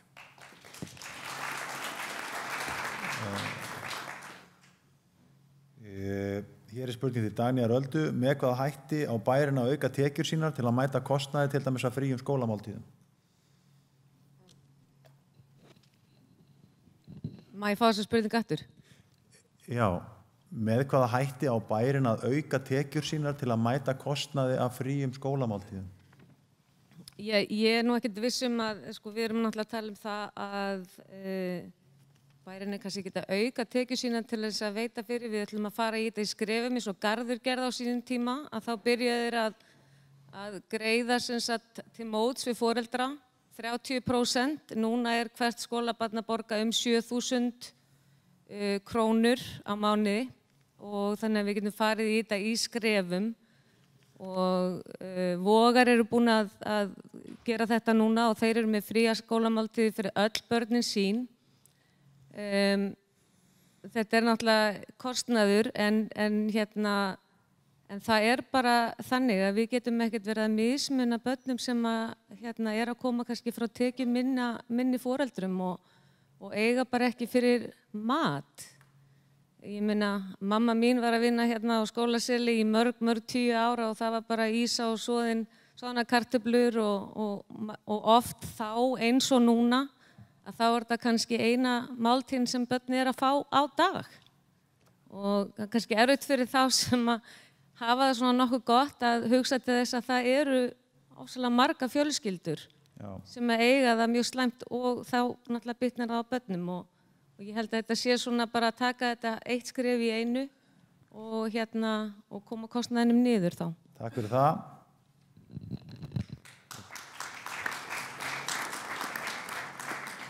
Þá spurning til Margrétar Sanders. Þið viljið efla atvinnulífið í bæjarfélaginu. Akkur var Sjálfstæðisflokkurinn eini flokkurinn sem verslaði allar merkingar fyrir kosningarnar í Reykjavík? Ég held að það hefur verið sjálfstæðismaður sem hefur komið með þessa spurningu. Vegna þess að þetta var spurning sem var spurð á kosningaskrifstofunni okkar. Að Sjálfstæðisflokkurinn keypti allur flokkurinn saman og bauð út og ég held hann hafi búið út en keypti allan að merkingarna frá einum aðila fyrir alla og eru með þetta D-merki og rendurnar allstaðar eins. En ég ætla samt að segja ykkur sem framkvæmdastjóri Deloitte í 17 ár þá versla ég miklu meira heima hér í Reykjanesbæ heldur en annars staðar og þeir sem eru með fyrirtæki hér vita það og meðal annars mikið við merkingu sem er í Reykjanesbæ. Takk fyrir þetta Margrét. Spurning til Bubba. Guðbrands fyrir ekki þau.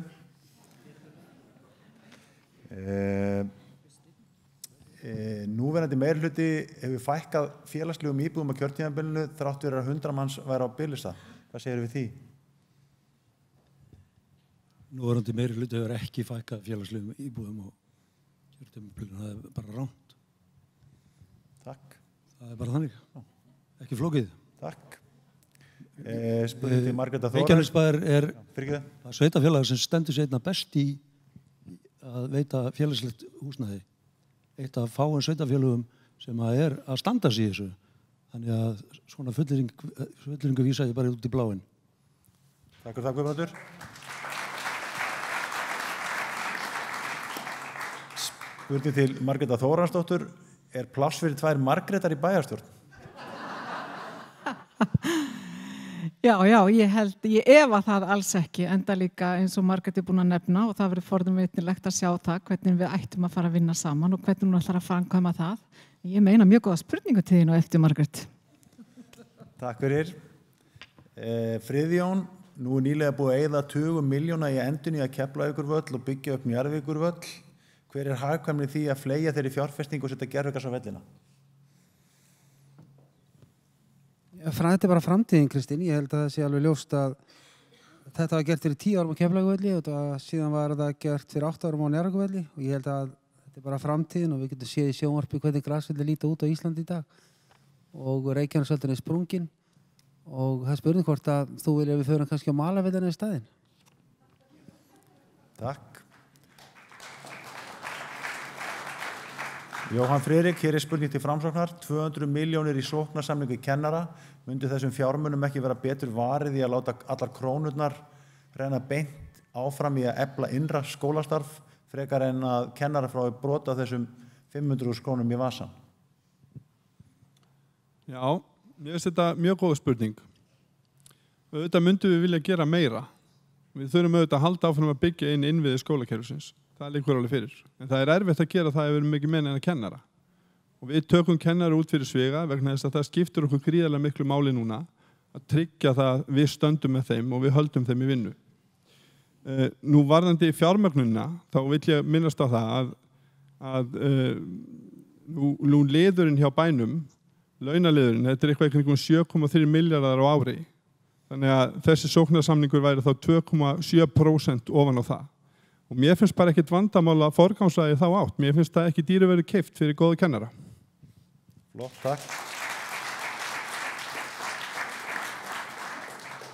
Nú ætla ég að kasta hérna einni laufléttri út í atómið og sá sem grípur fyrstur má er einhver frambáð sem ætlar að beita sig gegn lausagöngu katta.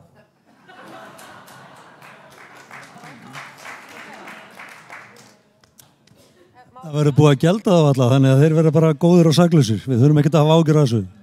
Ég velti samt fyrir mig hvernig fjármununum er varið við að lóa köttum hvað við borgum fyrir hvern og einna því við ætlum að sleppa villiköttunum sem við erum að gelda. Ég er svona, það er gaman að heyra í ykkur meirihlutanum hvað þeir eru að hugsa. Nennum við að tala um þetta? Nei, Má ég? Gjör svo vel, Þórólfur. Ég er mjög mikill kattavinnur og þeir koma alltaf til mín þegar ég sjá mig og ég fæ að klappa þeim og ég er bara mjög ánægður með það. Þannig að ég vil bara halda því áfram, sko. Já, aftur ætla ég að gefa upp boltan. Nú hefur það er framboð þitt fylgjandi því að selja kölku fyrir 10% hlut í Sorpu, eins og áætlanir gera ráð fyrir. Þetta er ekki rétt, það er ekki búið að taka ákvörðun þetta, það er ekki búið að kynna þetta eins og fyrir bæjarfulltrúum stöðuna. Ég held að þetta sé stopp í Reykjavík, þetta mál ennþá, en það er alltaf snemmt að svara því, við veitum ekki hvað forsendur liggja að baki, þannig að ég segi pass á það. Fleiri? Guðbrandur? Já, við erum bara að leita leiða til framtíðar, hvernig við hugum okkur í sorpmálum, bara almennt. Við vitum það að við getum hvergi urða sorp á Suðurnesjum og við þurfum að leita eftir samstarfi við aðra aðila og höfum gert það hingað til. Við erum að lendi því núna að sorpeyðingastöðin er að verða á lítil og nú er bara að vera að skoða samstarf bæði við Sorpu og Suðurlandið og Vesturland hugsanlega samvinnu þessara aðila til framtíðar hort. Þannig að við sjáum með brennslu og aðrir sjáum urðun, þannig að allir græða á samstarfi. Og við erum ekkert að pæla í einhverjum 10% versus einhverju öðru. Við viljum bara koma þessum málum í gott horf til framtíðar. Fleiri sem vilja taka máls þetta mál, gjör svo vel, Jóhann Friðrik. Já, ég hef nú kynnt mér þetta mál aðeins og ég held að menn sé að fara villu vegar varðandi þetta. Fyrir að fyrsta eru þetta ekki búið að semja nokkuð skapaðan hlut og mér finnst bara jákvætt að menn sé að tala saman og velta fyrir sér hvernig þeir geta unnið hlutina saman. Sorpmál er framtíðarmál sem við munum þurfa að taka á enn frekar og ég bara fagna því að það sé verið í þessum viðræðum og síðan er ég alveg handviss það að þegar kemur að því að leggja fram einhvers konar samninga eða eitthvað slíkt, þá verður það vel kynnt á vegum bæjarins og allir geta kynnt sér það vel þannig að menn mun ekki taka neinar ákvarðanir í fljótheitum. Má ég segja að því að við erum að tala sko að fara í flokkun, í 3 kerfa flokkun, að þá verðum við náttúrulega að fara í samstarf til þess að geta farið og flokkað og urðað og brennslu. Þannig að við þurfum alveg að vinna saman með öðrum til þess að koma þessu áfram. Gott, gjör svo vel, Þórólfur. Já, í málefni Sorpu, við heldum fund í morgun og hann er á síðun okkar, þar sem þið getum ekki að sjá, Halldór Auður var þar, hann er sem sagt, í Sorpu og ásamt líffræðingi sem að sá það að vera með eftirlit með Sorpu á sínum tíma. Hvað varðar Sorpu og kölku, fyrirgefið kölku, að sko, það er mjög mikilvægt að íbúar séu vel upplýstir það hvað við erum að taka við tökum við þessu. Og það er gert ráð, Sorpa kalka er að brenna 12.000 tonnum af sorpi á ári og það á að auka þetta upp í 50.000 tonn. Það eru tölur sem eru opinberar og það er mjög mikilvægt að við áttum okkur á því að sko þetta hefur, sko ef við ætlum að taka ákvörðun þetta, þá þurfa íbúar að hafa aðgang að öllum upplýsingum hvar þetta varðar og það þarf að gera þetta með eðlilegum hætti. Sorpbrennslustöðin eins og hún er í dag, það voru mjög mikið af vandamálum með hann á sínu tíma og það hefur batnað heilmikið, en það er hægt að gera betur og til þess þá þurfum við sérfræðinga. Við erum ekki með sérfræðinga sem að reka sorpbrennslustöðin í dag. Við þurfum sérfræðinga til þess að sorpbrennslumálin séu í lagi. Takk fyrir þetta, Þórólfur. Okkar aðeins að nefna það sem Þórólfur segir hérna, því að þetta er rangt. Við höfum ekki tekið neina ákvörðun, bæjarfulltrúar eða starfsmenn bæjarfélaganna á Suðurnesjum né Sorpa í Reykjavík hvað á að gera. Það verður ekki kynnt í neini samningar, það verður ekkert verið samþykkt hjá Sorpu í Reykjavík. Þannig að þessi tala 50.000 tonn, við erum að heyra hann í fyrsta skipti hérna núna. Þannig að við vitum ekki hvort að segja. Já, ég fekk þessar upplýsingar bara í morgun, það er hægt að horfa á upptökuna, Halldór fer nú ekki að ljúga með sko. Takk fyrir þetta, Friðjón og Þórólfur, gjör svo vel Gunnar. Já, það er auðvitað nauðsynlegt að horfa til framtíðar í þessum málum. Það er augljóst að við þurfum að flokka sorp í framtíðinni í miklu meira mæli en nú er gert. Það mun auðvitað ekkert þurfa að sameinast Sorpu, það er alveg fráleitt. Við getum samið hins vegar við hina ýmsu aðila það hvernig við göngum frá þessu. Það er að mínum viti skynsamlegast. Flott kæra þakkir. Hér bara ein snögg sem að held ég þurfi engar málalengingar við og við getum bara farið á röðina. Nú byrja núna frá miðju, byrja Guðbrandum að byrja, koma svo hingað og svo Dagníu og fara þangað. Guðbrandur, hver bæjarstjóra efni þíns framboðs? Við höfum aldrei haft neitt bæjarstjóra efni. Við réðum aftur á móti mjög færan bæjarstjóra eftir ráningaferli sem stóði yfir í talsverðan tíma og við töldum vera faglegt. Niðurstaðan var svo að Kjartan Már Kjartansson var ráðinn bæjarstjóri og hefur starfað með okkur þetta kjörtímabil og ég þykist vita það að hann hafi sér vinsæll meðal bæjarbúa og hann hefur staðið sig alveg frábærlega í starfi og ég get alveg sagt það að ég styð hann áfram til góðra verka fari svo að ég hafi eitthvað umboð til þess að ráða bæjarstjóra. Takk, Þórólfur.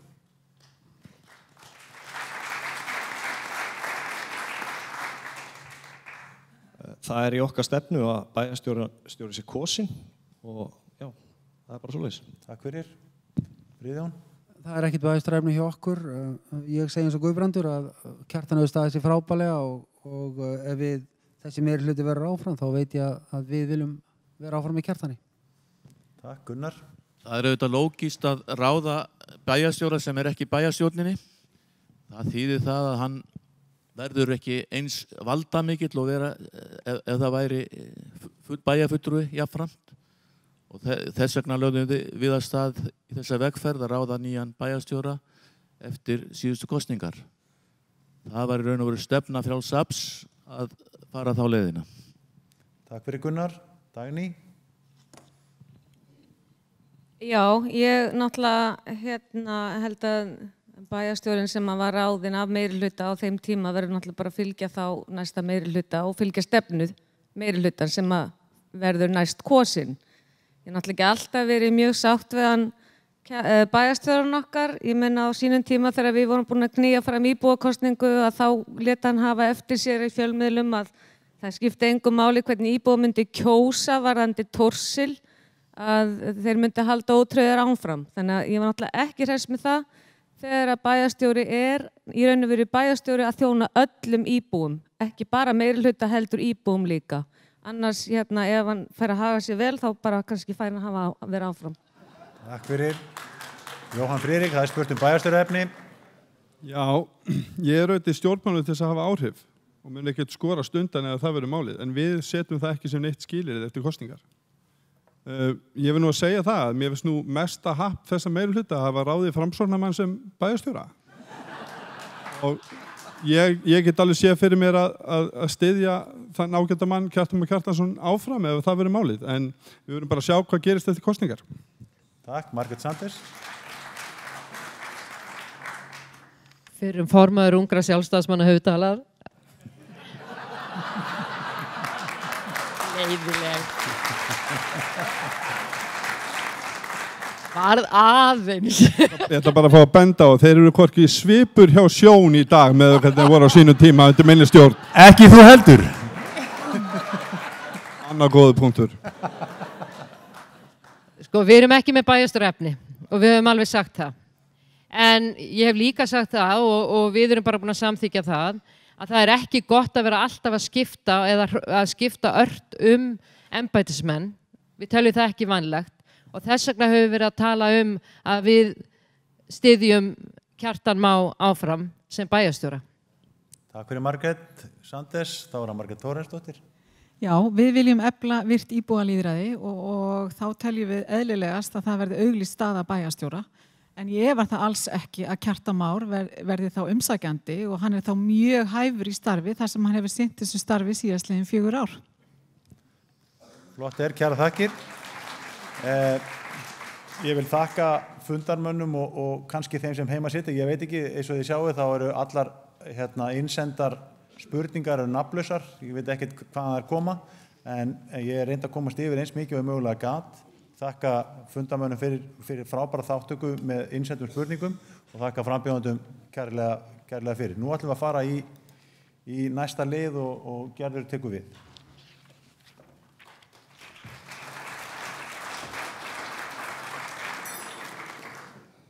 Ég verð nú bara að byrja á að hrósa bæði þessum frambærilegu oddvitum og fundarmönnum því að þetta auðvitað orðið núna 1,5 tími og við höfum ekki leyft ykkur að hreyfa ykkur úr sætunum eða fá ykkur kaffi og við munum ekki gera það. Við ætlum bara að klára þetta mál og það bara 2 liðir eftir og nú komið að lið það sem að þið geti grínast svolítið með hvort annað eða viljið eða skotið fast ykkar í valið en þetta oddviti spyr oddvita liðurinn og við dróum það líka hver ætti að fá að byrja í því og það hún Dagný Alda Steinsdóttir sem að þú mátt nú leggja spurning fyrir oddvita eigin vali. Já, ég náttúrulega pínan friðan aðeins og spyrja Samfylkinguna. Í síðustu kosningum árið 2014 voru stóru loforð Samfylkingarinnar íbúalýðræði í öllum stórum umhverfismálum. Það voru reyndar íbúar en ekki Samfylkingin sem tóku sig til að knýja fram kosningu kísilveri Thorsil á þeim tíma sem að þið samþykktu strax í lok kosninga. Í stefnu ykkar í dag má lesa sýna áræði og nýsköpun í íbúðalýðræði. Og nýsköpun í íbúðalýðræði. Hvað þýðir þetta nákvæmlega? Friðjón, þú hefur 90 sekúndur til að svara Dagný. Þakka Dagný, það gott að spyrja þetta því að þú varst einn af þeim sem samdir stefnuskrá Samfylkingarinnar fyrir 4 árum síðan. Og varst kosningastjórinn okkar líka. Kosningastjóri samt ekki þetta. En svo ég geti svarað bara á örstutt. Á þessu kjörtímabili höfum við haldið 15 opna fundi og við hyggjumst gera það áfram. Það í fyrsta skipti í sögu Reykjanesbæ sem það gert. Það var fyrsta íbúakosningun á Íslandi sem var haldin hérna, meðal annars að frumkvæði einstaklinga frá Samfylkingunni og við viljum halda því áfram. Þetta var fyrst sem þetta var gert og það það sem við eigum við, að íbúar eiga að geta ráðið. Til að mynda hafa allar nýjar tillögur deiliskipulag verið kynntar hér í Döshúsum og það frumkvæði sem ekki verið gert áður, það sem framkvæmdaraðilar koma að kynna málin og þetta hefur skapað mikla umræðu og við höfum breytt skipulagi vegna þessa og íbúar að fengja að ráða dálítið hvernig mynd bæjarins að breytast. Mun meira nokkuð tíðan áður. Þannig að það það sem við höfum við, að þetta veri virkt lýðræði milli íbúa og stjórnsýslunar. Annars takk fyrir spurningar Dagný.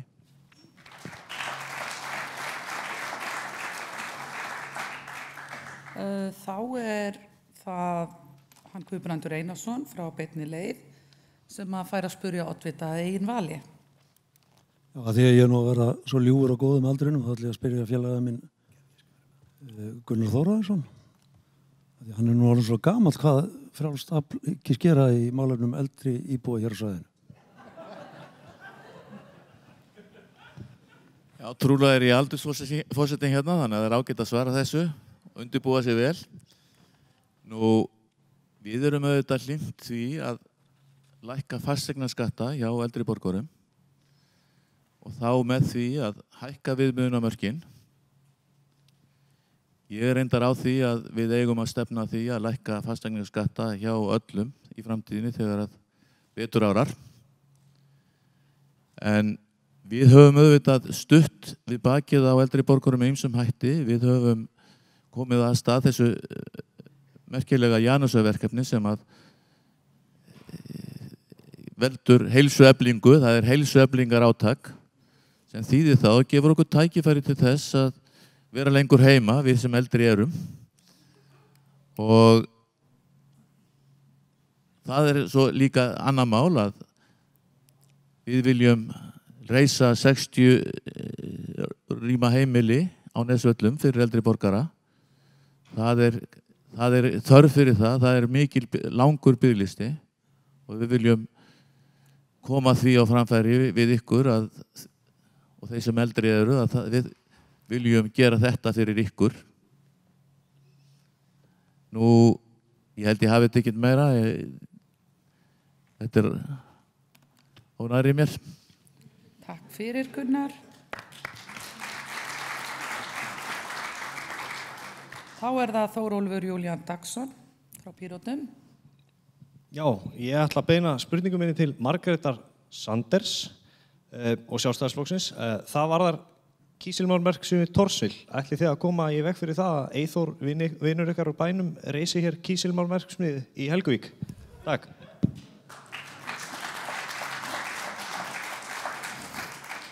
My friend Eyþór. Ég hef sagt áður að þarna varandi Thorsil að þá eru þeir ekki til dæmis búin að borga gatnagerðargjöld sem að mér finnst mjög skrítið þegar þeir eru að fara í milljarða framkvæmd og það er ekki einu sinni búið að borga þetta. Þannig að ef að þeir ætla ekki að standa við skuldbendingar og þetta verður uppaf af einhverju meiru, þá ætlum við ekki að taka þátt í því. Ekki séns. Þið þurfuð ég bara, þegar ég horfi einnig við salinn og ég sé mjög marga sem þekkja mig, þá vitið að ég stend við það sem ég segi. Það er ekki í boði að fá annan farsa eins og United Silicon.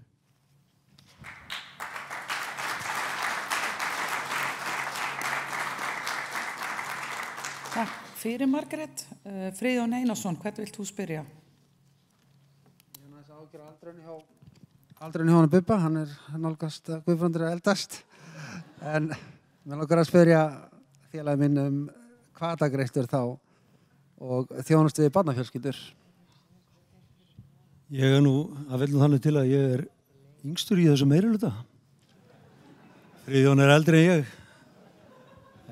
En gott og vel, við skrifum það inn í málefnasamninginn þegar við tókum við 2014 að þrátt fyrir erfiðar stöðu í fjármálum þá ætluðum við að reyna eins og við gætum að styðja við barnafjölskyldur í bænum okkar. Og við það höfum við staðið. Eins og Dagný benti hér á réttilega áðan, þá eru bara ekkert allir í þessu samfélagi sem hafa það gott. Og mér langar nú kannski bara því að Jóhann er svo umhugaðin kennara, eigum við þá ekki bara að byrja á skólaliðum eða ófaglærðum á leikskólum. Er það ekki hópurinn sem hefur það verst?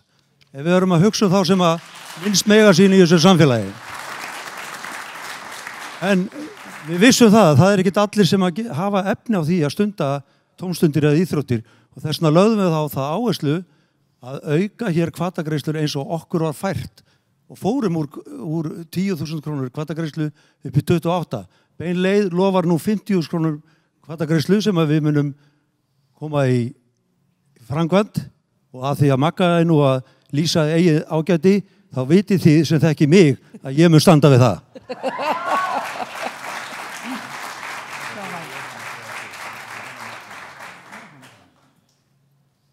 Jóhann, má bjóða þér að bregðast við? Svona því þú varst nafngreindur. Já, þakka þér fyrir það. Heyrðu, það vill nú svo skemmtilega til að við erum svona með framtíðarsýn framsóknarmenn og höfum unnið ötullega í málefnastarfi og við komum líka inn á það í okkar stefnuskrá að við viljum einmitt horfa til þeirra sem eru ófaglærðir í skólunum. Og það er tvennt sem við viljum gera fyrir þann hóp. Annars vegar finnst okkur að þessi hópur, við viljum reyna að hvetja hann til þess að ná sér í menntun. Við viljum hvetja hann til þess að ná sér í kennarmenntun. Og við getum gert það með því að vera með stuðning sem að meðal annars felst í launum staðlótum þegar fólk er að sækja sitt nám og jafnvel skoða það að færa fólk upp 1 til 2 launaflokka ef að það sýnir þetta frumkvæði. Þannig að við erum aldeilis með stefnu fyrir þennan hóp og ég get alveg tekið undir með Guðbrandi að auðvitað eigum við að forgangsraða í átt af þeim sem að hafa það verst í okkar samfélagi. Það er þannig samfélag sem við viljum byggja hér á Suðurnesjum og þannig tryggjum við það að framtíðin verði hér björt. Takk. Þá er komið að þér, Margrét Sanders, veljaður oddvita. Já, við heldum þetta að vera óundibúnar fyrirspurnir en ég sé að meirihlutin er búin að æfa sig vel, sín á milli. En ég var reynda með aðra spurningu en breyttinni vegna þess að ég sá að Þórólfur, ég sér eitthvað í góði Þórólf, af því að þið langaði svo að koma þessu svari að áðan, að þið langaði að svara hvað hafa skuldi bæjarins lækka mikið á kjörtímabilinu? Því að þú varst að veifa reikningunum áðan, þið langar örugglega til þess að svara því. Já, það vil svo skemmtilega til að ég er með Ég veit það. ég er með þetta fyrir fram á mig hvað hafa skuldir þar minkað? Það vil bara svo óhefnilega til að ég er bara með tölur frá 2016 og úrkomuspána til 2017 en mér sýnist að vera svona 2 milljarðar milli ára eitthvað svoleiðis. Eða 3, já.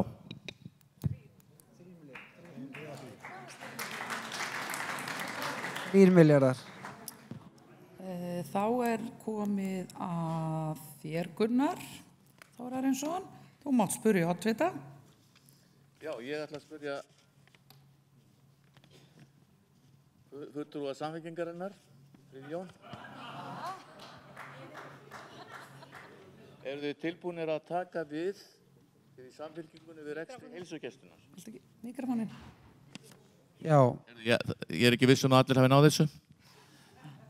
Til Samfylkingarinnar, þetta spurning til Samfylkingarinnar, viljið þið í Samfylkingunni taka við rekstri heilsugæslunnar? Gunnar, þetta mjög vel íhuguð spurning. Já. Ég sé að þú legið yfir þessu alveg. Ég mér langar aðeins að segja það að fyrir 4 árum að viku fyrir kosningar þá lofaði Sjálfstæðisflokkurinn að taka við sjúkrahúsið og heilsugæsluna og einkavæðana. Þá höfðu Akureyringar samband við okkur og sagði Guðnabæðinu forðað ykkur frá þessu. Við erum búin að leggja 100 milljóna af eigið fé í reksturinn á Akureyri og þetta er ekki gengið neitt. Forðað ykkur frá þessu. Nú koma framsóknarmenn með þessa hugmyndum að einkavæða og ber fyrir sig að nokkrir læknar eru að græða 100 milljóna í arðgreiðslur í Reykjavík. Ég held þetta sé því miður tóm þvæla. Við erum búin að eiga í stríði við ríkið í marga mánuði og mörg ár vegna grunnskólana og málefna fatlara og líka málefna aldraða og ætla það að taka við sjúkrahúsið þó að ríkið beri alla ábyrgð. Það held ég vita vonlaust því miður og eins og sagt var við mig í dag af forstjóra HSS að það vantar 100 milljóna upp á reksturinn og hvernig ættu við að geta náð þeim peningu þegar hann getur ekki gert það. Þannig að ég segi það að ríki verður bara að bera það ábyrgð að hafa almennilega heilsugæslu en sveitarfélögin ekki að taka það líka á bakið. Það myndi fara alveg með okkur.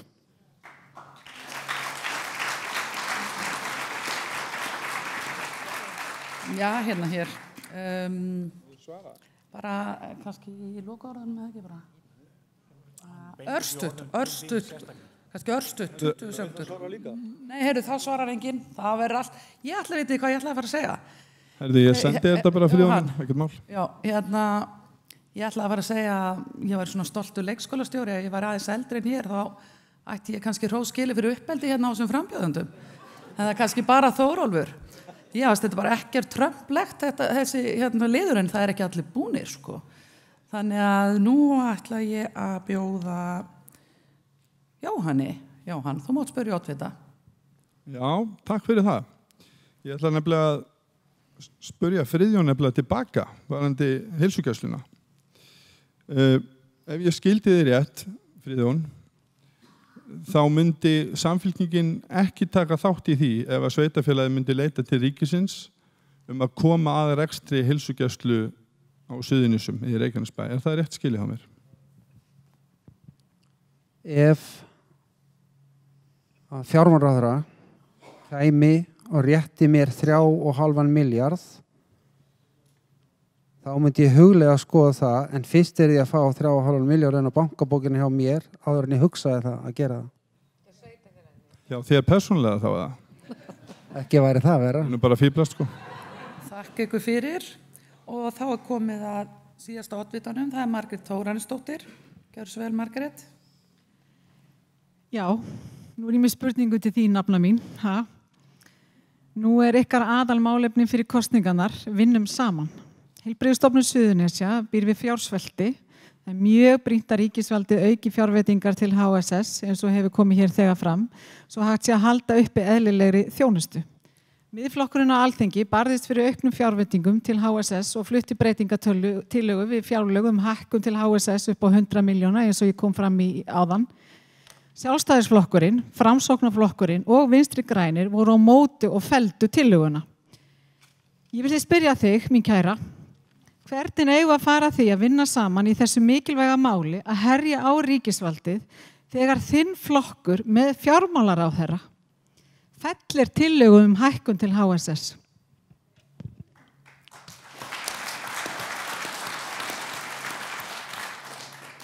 Ég sagði hvað er kát á svip. Ég get svarið að ég skrifaði ekki þessa spurningu. Því að takk fyrir að spyrja hana. Ég bara, ég algjörlega, þetta nefnilega skólabókadæmi hvernig á ekki að vinna.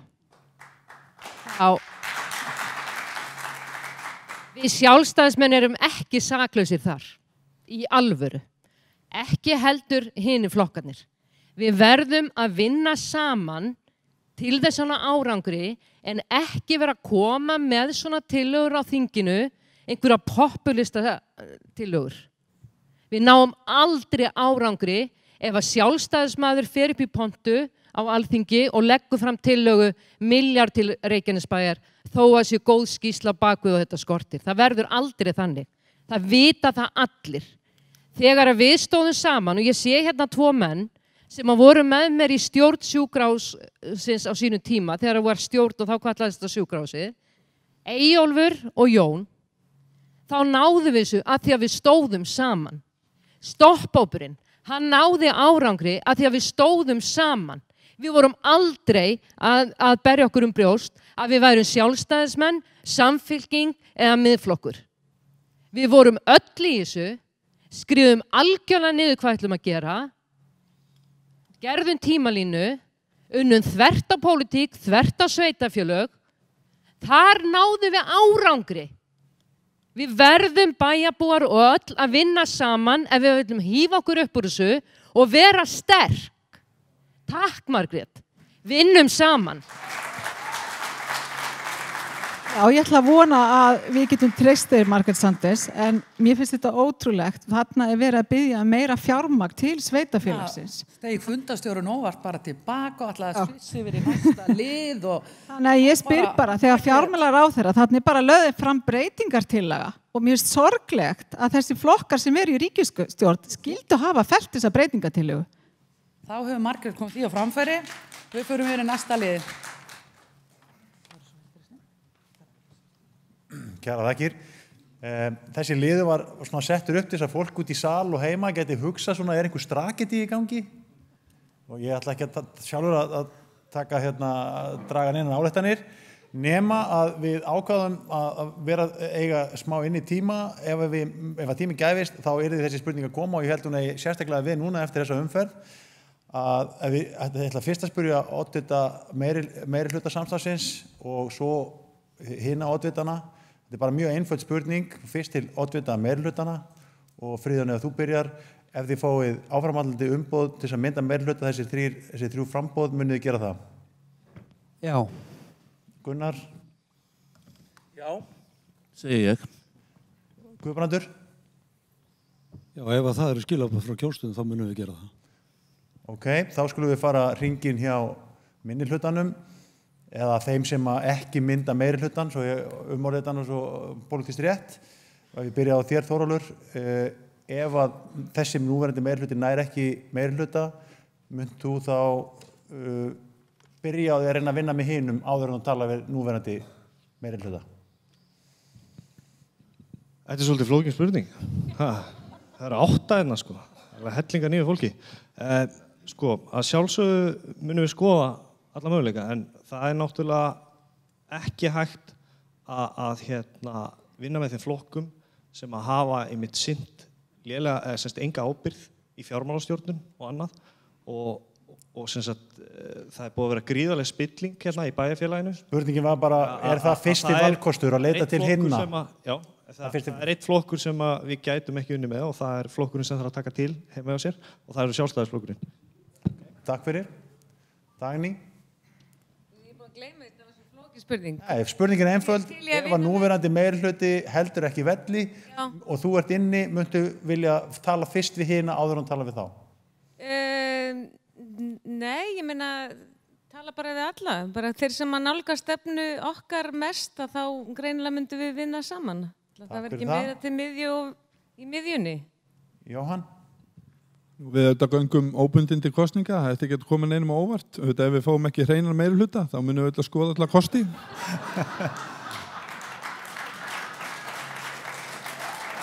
Takk fyrir þetta, Margrét Sanders. Ég ætla að koma með ógeðslega leðilegt svar. Við göngum óbundin til kosninga.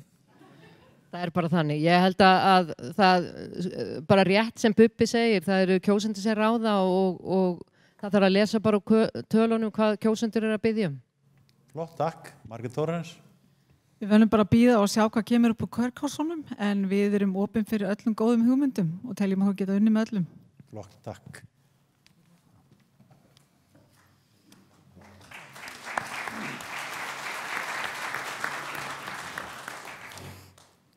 Þá komið bara allra síðasta lið í þessum umræðum okkar og það eru lokaorð og hver oddviti fær 1 mínútu til að segja það sem að býr honum enn á brjósti og þið megið í raun og veru velja hvort þið viljið taka það úr sæti eða koma í pontu.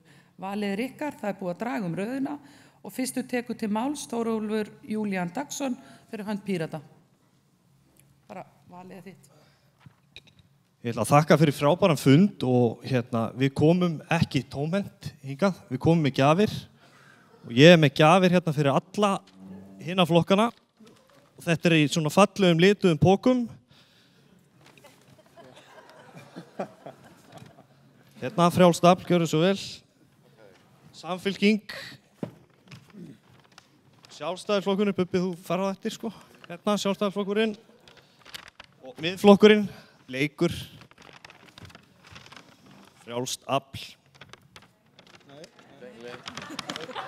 Fyrirgefðu, beinleið. Og Framsóknarflokkurinn. Það er einn póki sem hefur reynda gleymst. Það er allt í lagi. Hún vill ekki kísil þessi. Ok. Já, þú mátt eiga póka. Er það Vinstri grænir og grænir Framsóknarmenn saman með póka eða? Það sem er í þessum pókum, þetta er pókin þinn, hún vill ekki þetta sko. Það sem er í þessum pókum, að það er kísilmálmur. Þannig að bara verði ykkur á góðu.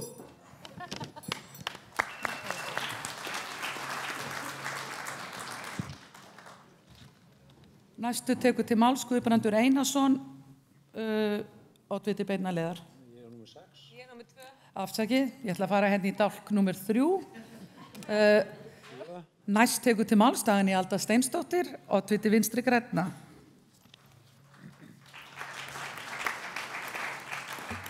Ég sé aðeins að fara að endurtaka mig það sem margt búið að koma fram en í mörg ár þá hef ég barist af krafti gegn kísilverksmiðjum í Helguvík. Ég hélt íbúafundi, skipulagði mótmæli og fór af stað með undirskriftarlista til að knýja fram íbúakosningu. Ég hef barist gegn þessum mengandi iðnaði vegna þess að ég vill ekki fórna náttúru og heilsu okkar bæjarbúa ókomna tíð.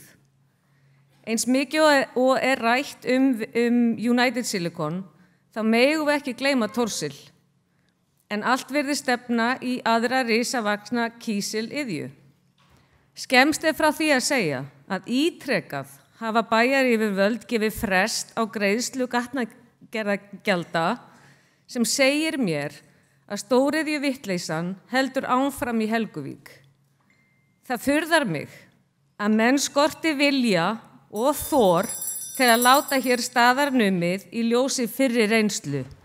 Við verðum að breyta deiluskipulagi í Helguvík, leggja bann við mengandi stóriðju og íbúar verða að fá að kjósa þessa breytingu í bindandi kosningum. Og nú var ég frek maður. Takk fyrir. Næstu tekur til máls Gunnar Þórarinsson, oddviti Frjáls afls. Já, virðulega samkoma. Við viljum auðvitað halda áfram að reka þetta bæjarfélag eins og bestur er kostur, þannig að við getum náð niður skuldum, þannig að vel sé. Við viljum einnig nútímavæða samfélagið, við viljum koma á fleiri bílum sem eru rafknúnir, við viljum gera fólki kleift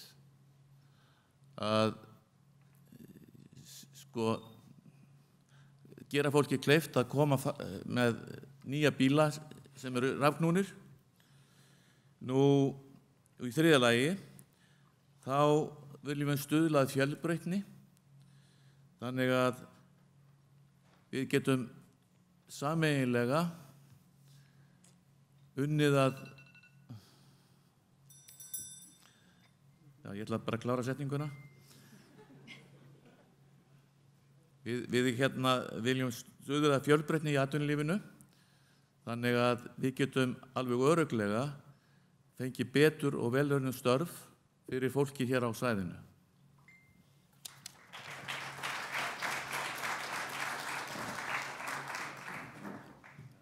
Næst tekur til máls Margrét Þóranesdóttir, oddviti Miðflokksins.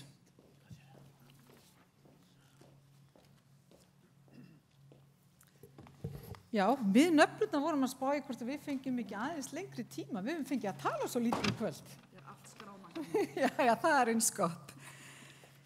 Heyrðu, já, Reykjanesbær stendur frammi fyrir miklum tækifærum en jafnframt áskorunum.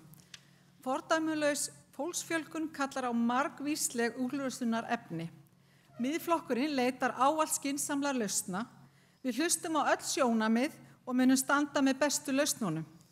Við erum flokkur sem hlustar á íbúana og treystir þeim. Það skiptir máli hverju stjórna. Reykjanesbær er skuldugasta sveitarfélag landsins vegna þess að skynsemin réði ekki í för í bæjarstjórn. Hitaveitan var seld þó svo allir íbúar hefðu verið á móti því, seld fyrir 13 milljarða. Í dag er áætlað markaðsvirði Hitaveitu Suðurnesja 63 milljarðar. Mismunurinn er 50 milljarðar. Meiri hluti, Samfylkingin, Bein leið og Frjálst afl leyfðu okkur násamlega að kjósa Thorsil en sagði jafnframt að niðurstaðan skipti engu máli. Miðflokkurinn mótmælir svona hroka vinnubrögðum í bæjarstjórn. Við leggjum áherslu á samráð við íbúana, vinnusemi, heiðarleika og staðfestu í okkar störfum. Við viljum móta framtíð Reykjanesbæjar með ykkur kæri íbúar.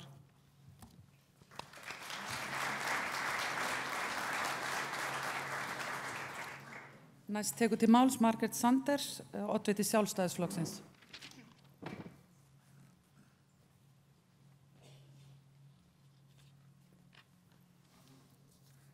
Fundarstjórar, ágætu bæjarbúar. Reykjanesbær er bær tækifærana. En það er mikil áskorun sem við stöndum frammi fyrir. Fordæmalaus fjölgun íbúa en tekjur er að aukast gríðarlega. En við þurfum þá að tryggja innviða uppbyggingu og það verður gríðarlega áskorun. Og líka við verðum að reka þetta sveitarfélag á skynsaman hátt.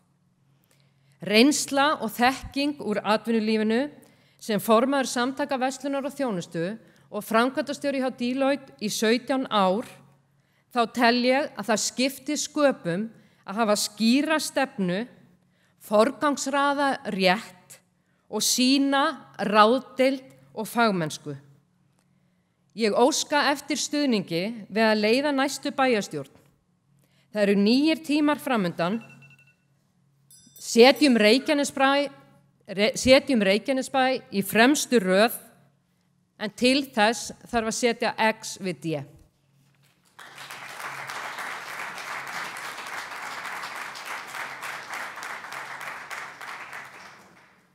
Næstu tekur til máls Guðbrandur Einarsson, oddviti Beinnar leiðar.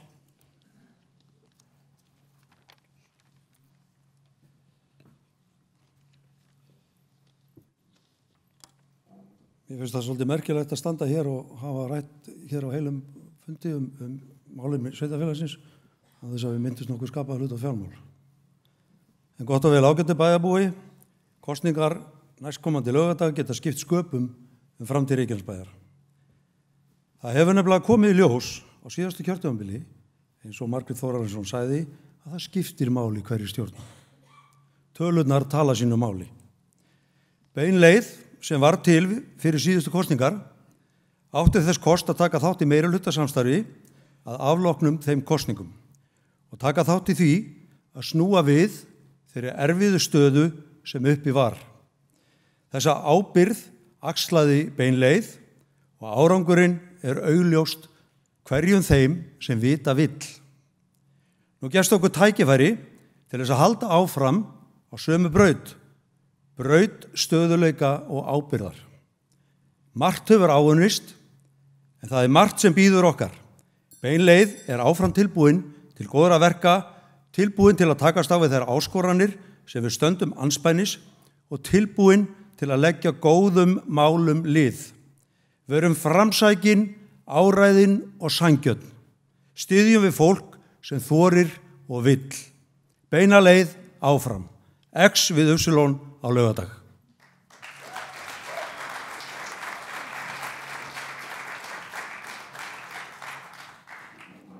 Næstu tekur til máls Friðjón Einarsson, oddviti Samfylkingar og óháðra.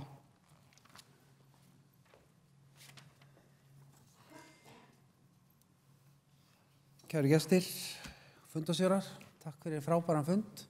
Búin að vera gaman að vera þetta með ykkur. Fyrir 4 árum kynntum við bæjarbúum nýja sýn í aðdraganda kosningana. Við vildum móta samfélagið í anda lýðræðis, gegnsæis og reka Reykjanesbæ á ábyrgan hátt. Við endurskoðum rekstur sveitarfélagsins og komum honum í lag. Fjárhagsleg staða bæjarins er öll önnur og sterkari nú.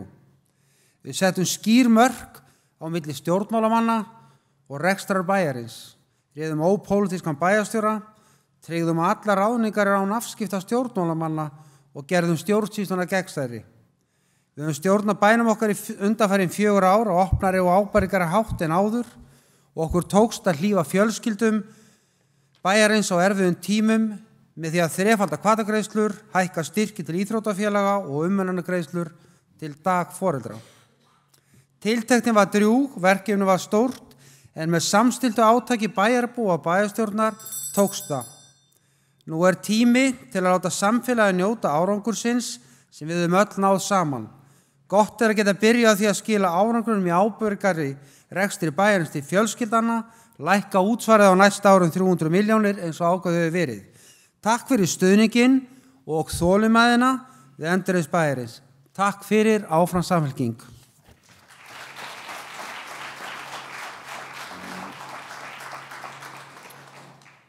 Að lokum tekur Jóhann Friðrik Friðriksson, oddviti Framsóknarflokksins til máls.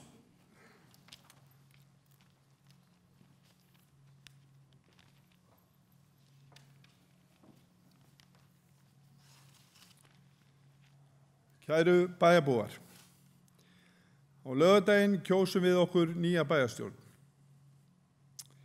Í oflangan tíma höfum við þurft að þola forystu sem ekki hefur gætt okkar hagsmuna. Forystu sem lætur undan þrýstingi frá kröfuhöfum sem sýna okkur enga vægð. Auðmönnum sem vilja reisa hér mengandi stóriði í okkar bakgarði en ekki í sínum eigin. Við megum ekki við fleiri mistökum.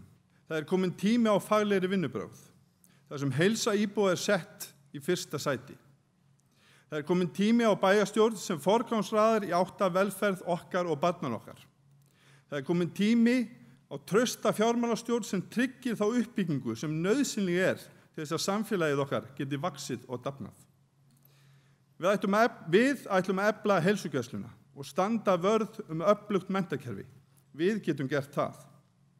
Við ætlum að takast á við áskoranir framtíðarinnar með fagmennsku, gleði og bjartsýni að leiðarljósi. B-listinn stendur með ykkur. Setjið X við B á kjördag, B fyrir best.